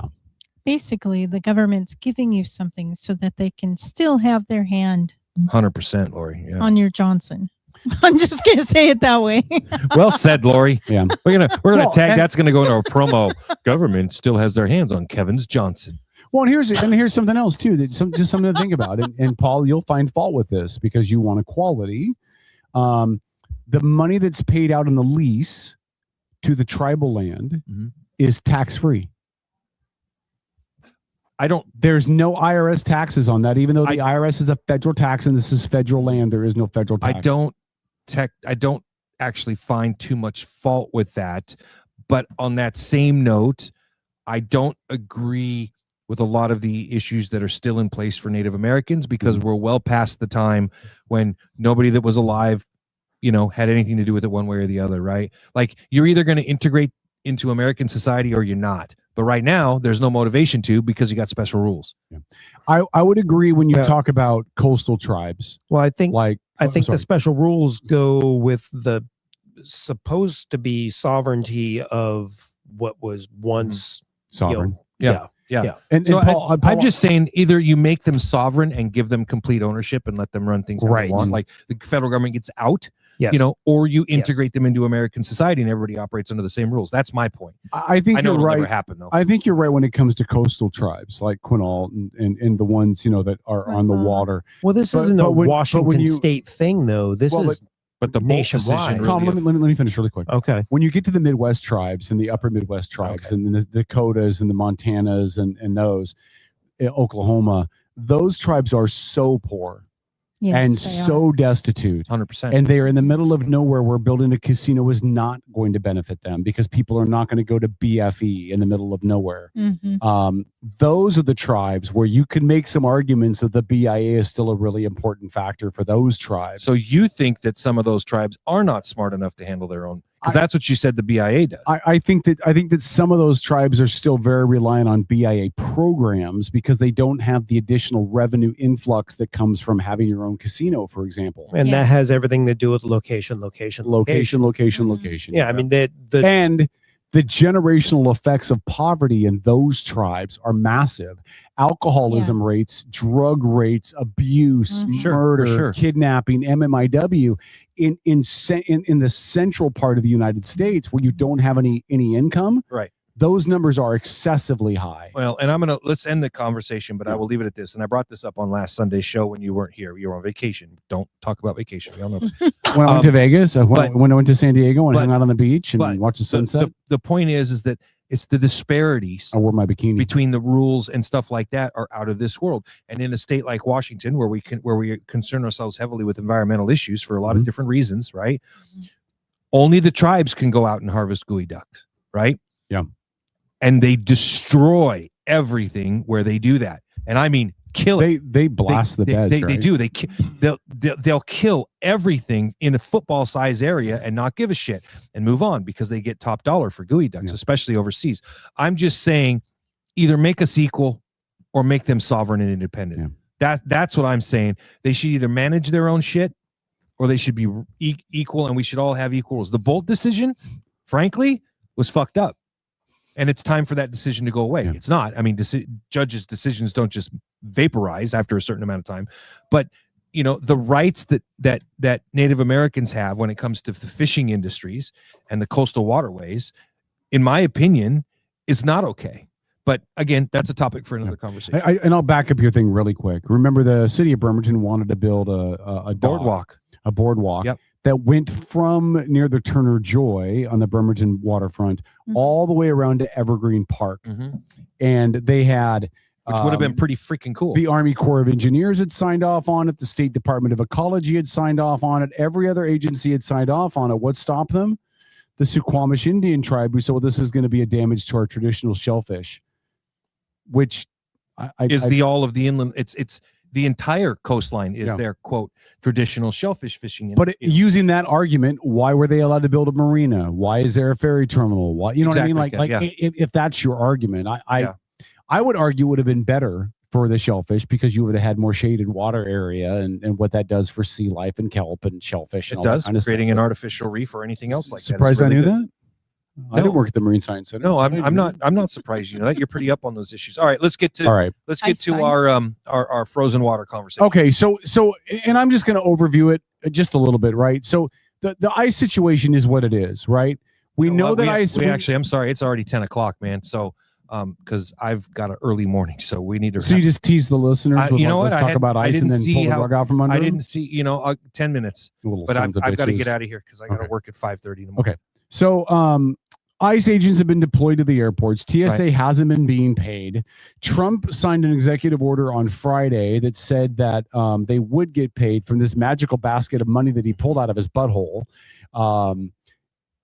But they don't know for sure if it'll happen Monday or if it'll be delayed a little bit. But the point is TSA is going to wind up getting paid. As they should. The Senate put forward a bill that would fund everything except for ICE and Border Patrol. Even Republicans signed off on it, which pissed off House Republicans, which were like, well, fuck you guys. We're not going to sign off on it. And they shot it down. Right. The TSA lines are horrible. When I came back from San Diego, you know, that vacation I told you about? When I came back from San Diego, the lines in San Diego were awful. 3 hours in San Diego. Some of the East Coast airports have seen lines exceeding 4 to 5 hours. They finally brought the ICE agents in to help with security at the airport. That has helped knock them down, but they're still higher than normal. Of course. Did you hear about Delta Airlines? That's what I flew back from San Diego. What happened? Delta Airlines has revoked congressional privileges on Delta until they resolve this issue. Good. Yeah, I don't have a problem with that. They're a private industry. They have the right to do that. Yeah, well, Delta's trying to encourage other airlines to revoke congressional privileges until they resolve this. That's not a bad idea. Yep. I really don't. You know, and I will say this. I get really sick and tired of watching our local congresswoman who on an effectively daily basis goes on and does her little 5-minute rant on her little Facebook Live. And Emily Randall. Yep. And you know, the last one that I saw, I think it was a couple of days ago, she points out how she's doing all of these things. And then she follows up with, I'm doing what my constituents asked for, yada, yada, yada. No, bitch, you're doing what half of your constituents asked for. You literally ignore the other half. Or the lobbyists. Correct. So this idea that you're out there, quote, representing your constituents is nonsense. You're only supporting the constituents that think like you. Well, and she's supporting the constituents that think like the lobbyists that are paying her. Well, I mean, you know, same thing in a lot of ways, right? I'm just saying, I'm just making the point. And this is why every time she posts one of these, I go onto her page and rebut it because it's to the point where it's making me sick. And, you know, having had Fox on here, I don't know what her chances are of winning. It's not going to be easy. Right. It's not going to be easy. She needs to be more visible. And well, I mean, and that comes with running your campaign, right? It takes time to get your face out there. Yeah. Well, I'm just talking about from a like her own broadcast kind of point of view, because when I went to go do a little bit of research on her prior to the show, there's not much. No, that's just her website. Like, you know, it's but again, she's got to build her brand and she's starting from scratch. Can I be offensive on Fox really quick? You wouldn't be offensive on her? Yeah. Yeah. She has zero shot. Literally zero. You said the same thing about Greg Wheeler. Hold on. I didn't say zero shot for Greg Wheeler. I said that's not my point. But go ahead. She has zero shot, and here's why. She's not a known name. Well, and so disagree. Well, go ahead. She's not a known name. Fox Motorsports. Again, but that's an element for what? People that are probably going to vote Republican anyway. She's not a well-known name, and she's in a district that has been Democrat since Norm Dix. Agreed. So in order for anyone to take this, it's going to be like somebody trying to take the governor's office. In order for somebody from a red party to take either one of those seats, they're going to have to be transcendent.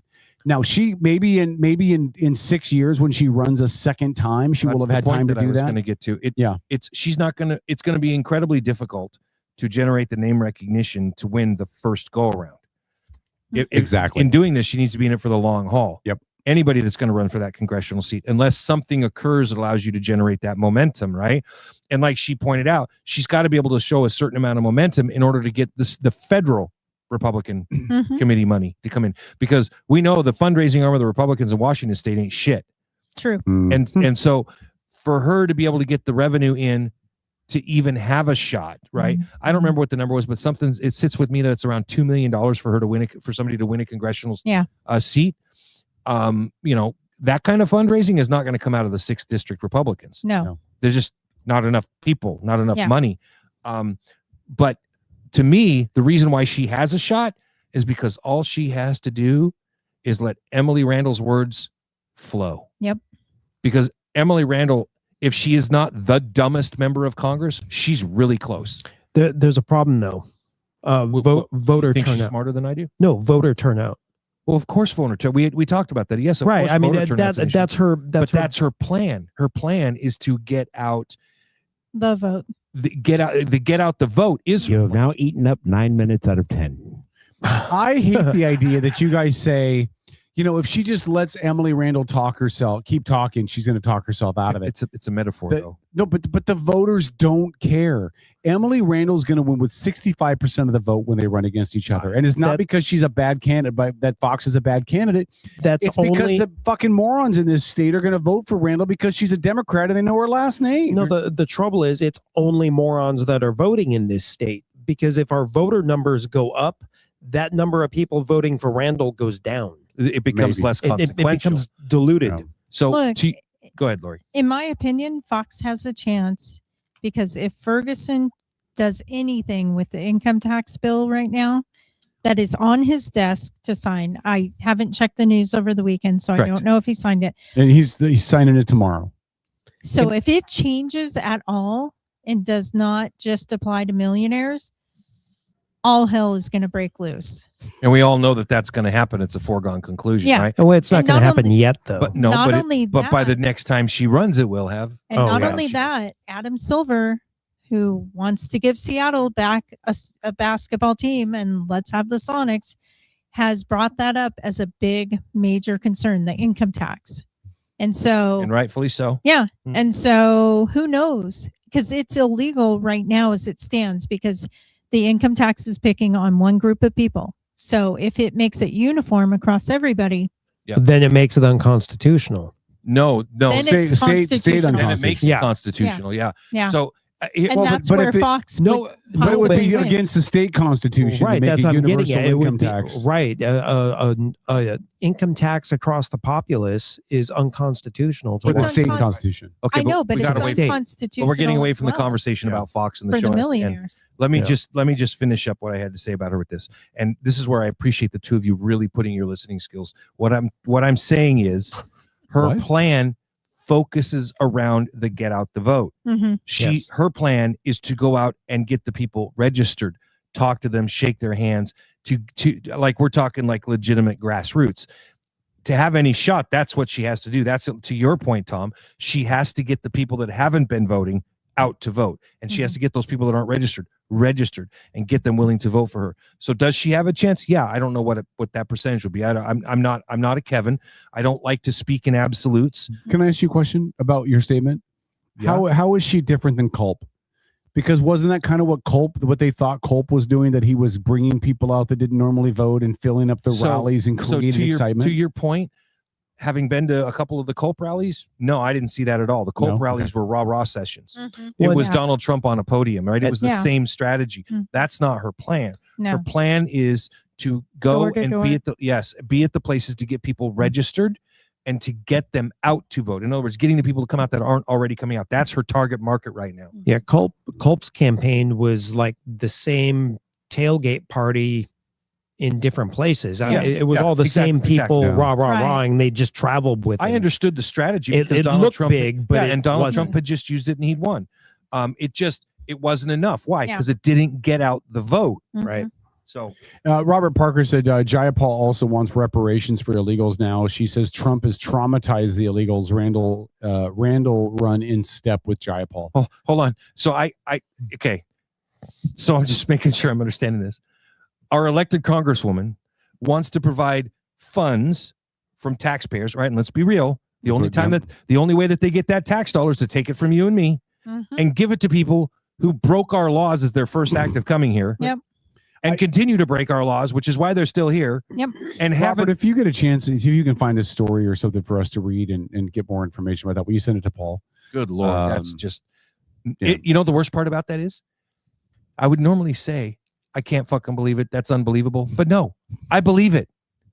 I believe it because that's the shit they do. Giant Paul's a basket case. I mean, you guys have heard about the bill that was up for consideration this year. Didn't go anywhere, but it will next year. They want to tax you. The Democrats in Washington State want to tax you for breathing. They want to tax you for the amount of fucking carbon that you're putting back into the atmosphere. Personally, they're literally wanting to tax you for breathing. Yeah. Let's just go back to might be time to move. Sheriffs. Right. Sheriffs will be decided if they can stay in office by an unelected bureaucratic board. You think that having appointed. a multiple time convicted felon deciding who can be elected as sheriff is a issue, huh? Yeah. Yeah. Or if the governor decides he doesn't like somebody. That's right. That's right. All right. All right, guys. Let's do parting shots. Dennis, no, turn that off. Parting shots, Dennis. Do you have any parting shots for us, Dennis? That was a good parting shot. Dropping hints and bombs. I know you are. Go ahead. Parting shots.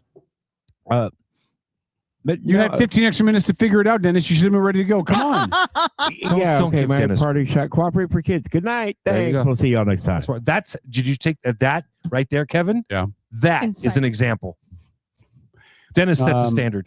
Kevin Nelson said Greg Wheeler went out, knocked on doors, and had conversations with the people when he ran for mayor the first time Yes, he around. did. He did it the second time around, too. The city limits of Bremerton are much smaller than the 6th It district. works much easier on a local race to handshake and kiss babies Of than course it it does does. nationally. Got Yeah. less Into square my feet house. to cover. Yeah.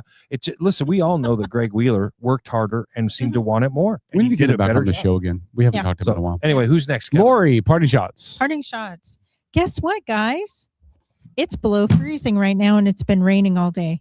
Pay attention on the Drive roads safely home. home. Good God. And it may or may not snow at some point in the next 24 to 48 hours. Are they calling for snow? Yeah, might. Yes. Oh, I love it, man. Kevin, I know I you need my guys don't job like tomorrow, it. so I'd appreciate it if you don't egg on Mother Nature, okay? I have to be at work and leave at 5:30. Just you know, I love you, but fuck right off. Well, listen, Anyways. I'm totally okay with getting some snow, but I do have a lot of. It's not below freezing. It's 38 degrees according. No, to, but her point is it's dropping. it will. And It'll by about be- 2 a.m., it's going to be only 34. Oh, but mine said by 10 7 a.m. it'll be 10 32. p.m. Yeah, 7 a.m. it'll be 32 Yeah. degrees, and then there's a 20% chance of snow at 8, 9, and 10 in the morning. What? It's 20%. So if there's any, it won't be a lot, I and you're lucky. No, You would. I would just. I got to be on a roof tomorrow, dude. Can you just not be adamant about how much you Hey, want it to what would snow? it take to get you to come get on my roof for about 20 minutes? Depends on what it's for. I have those moss crystals to get the you just throw them on the roof. Yeah, your moss treatment. Yeah, That's what I'm doing tomorrow. Is a moss treatment. Okay. Yeah, well, if you have some free time, would love for you to come do that. 'cause my I'll do it. fat I'll ass- do it for you for free if you get up there with me. No, I'm not getting up there. I'll My show you fat, how to my do fat it. ass is not getting up on the I'll roof. show you how to do it. My fat ass is not. The last time I got on a roof, I literally froze and couldn't get down for 2 hours. It's a God's honest story. My parents, there was a house next door to them that was getting roofed, and they asked me to bring up a bundle of roofing. So I threw it on my shoulder, climbed up the ladder, took it up there, no problem. Went You to get didn't back think about down it until and- he got up there and looked No. down, right? And then I looked down and I freaking froze. There's no way I'm getting up there. I'll pay somebody big money if I have to. Really? How much? I don't know. Are you willing to do it? I don't It's usually I charge I fixed $399. my roof in a Holy windstorm. shit, you're expensive. All Well, right. no, I'm cheap. I know. $399. All right. For that's Lori, for, do you have any that's other- for a roof cleaning and moss treatment and gutter cleaning. Yeah, this isn't a cleaning. I'm just gonna throw the granules up there and then give it a little bit Tell you until what, it kills the moss. And then listen, a go up lot there and cheaper sweep than it. that. If you go buy me a great big bag, like a 10-pound bag of baking soda, yeah, I'll do it for you for free because you give that's enough for me to do like 4 or 5 houses. Mhm. What? Just buy the baking soda. Yeah, the baking soda. I'd use one 10-pound bag on his roof. Well, that's kind of overkill. I mean, you can. Yeah, and you don't have moss problems for a while either. Well, a really long time. yeah. It's And all it's about cheap. changing the pH balance in the moss It's and letting cheap. it die on its own. Yeah. Anyways, back Anyway. to mine. Everybody have a great week, and please, please, please check your news from multiple sources, left, right, middle, even other countries. Vet, motherfuckers, vet. Yes, Mhm. vet everything out because somewhere in the middle is the truth. Especially because in the next week, we're probably going to have U.S. Marines on an amphibious landing on a little island off the coast of Iran. Oh, Tom? God. That'll be in my parting shot, by the way. But go ahead, Tom. So there's nothing to vote for now, but I would like to encourage everyone to plan on voting. So read a little bit.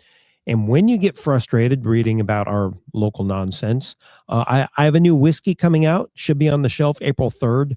Looking forward to it. Which one is it? It's a smoked cherry walnut. That's right. That's right. Yeah. I did a little bit of tasting a while ago just to see how it was doing. Oh God, I'm excited. I love it, man. I love it. Put me down for the first bottle. It's going to be good. I want it numbered and autographed. No, I'm kidding. You're not the first person to ask that. I believe it. That has been done before. I believe it, brother. All right, I'll do the parting shot, then Paul can wrap up. I'm really pissed off. Trump is now saber rattling a little bit more about taking over Karg Island, which would be a significant advancement in the war, most importantly because it would involve ground troops. And at no point, in no way, in no time, should any U.S. boots touch ground in Iran or anything to do with Iran. If ground troops need to be used, it should be Saudi Arabia's ground troops. It should be other Muslim nations in the region. Let them handle their own stuff. We can provide all the air and sea support that we need to, but I do not want one American boot on ground. That's already happening. There's already special ops and probably SEAL teams and stuff operating. Yeah, you think shit's expensive now. But I do not want any, I don't want to bring back one body bag of one soldier, sailor, airman, Marine that got killed fighting in Iran. This is a bad idea. This piss poor planned war is now coming back to bite him because it doesn't appear to me that he knew what the hell he was doing when he started it. He thought Iran was going to collapse quick and it didn't. And now he's mired in something. He also said today that Iran has agreed to most of the 15-point plan that they proposed. Iran has said nothing about the proposal, so we'll see how much of that is true. But this whole thing on Iran, unless Iran suddenly agrees to come over to Trump's way of thinking or Trump suddenly revises his 15-point plan, this crap in Iran is going to get nasty and ugly and messy. And this is going to be a death knell for Republicans in November. Oh, he is. Well, if it's over before November, it may not be, right? Because the American voter is pretty stupid and they forget things pretty quick. Well, no. It's that and coupled with the exodus of Republicans who are retiring. Oh, yeah. Yeah, well, which is hurting. But if gas prices are still through the roof come November, if this stuff in Iran is still through the roof come November, Republicans are going to get annihilated in the midterms. Mm-hmm. Okay. So go ahead, Paul. Only thing I'm going to say to what you just said, I understand, I respect and appreciate what you're saying. However, you don't go into a war unless you're willing to win it. Yeah. And it doesn't make any sense to not take Karg Island because that island is what is allowing them to basically tie up the Strait of Hormuz. And that is directly responsible for world oil fluctuation prices and all this other stuff, right? Mm-hmm. So it's destabilizing on a world economic level. And I don't see any problem with them landing troops on Karg Island. Most of the people that live there will be obviously some military forces, but there's about 20,000 people on that island. Almost all of them are related to the oil industry. Mm-hmm. But the usage and the maintaining troops on that island is the very reason why the strait is plugged. And that has to be unplugged for the sake of all the other countries that need the oil. We're energy independent in theory. Anyway, so enough about that. If you're going to do it, do it. We've seen too many times the failure of our government to not go to the mattresses if they're in a conflict, whether you agree or disagree with it, right? So enough about we that. haven't done that since World War II, so I don't expect this is going to be any better. But that's not what I'm talking about, though, right? But yeah, no, I agree with you. I mean, we shouldn't, but if we're gonna, right? Yeah. So anyway, only last thing I'll say is cooperate for kids. Love you all. Have a good night.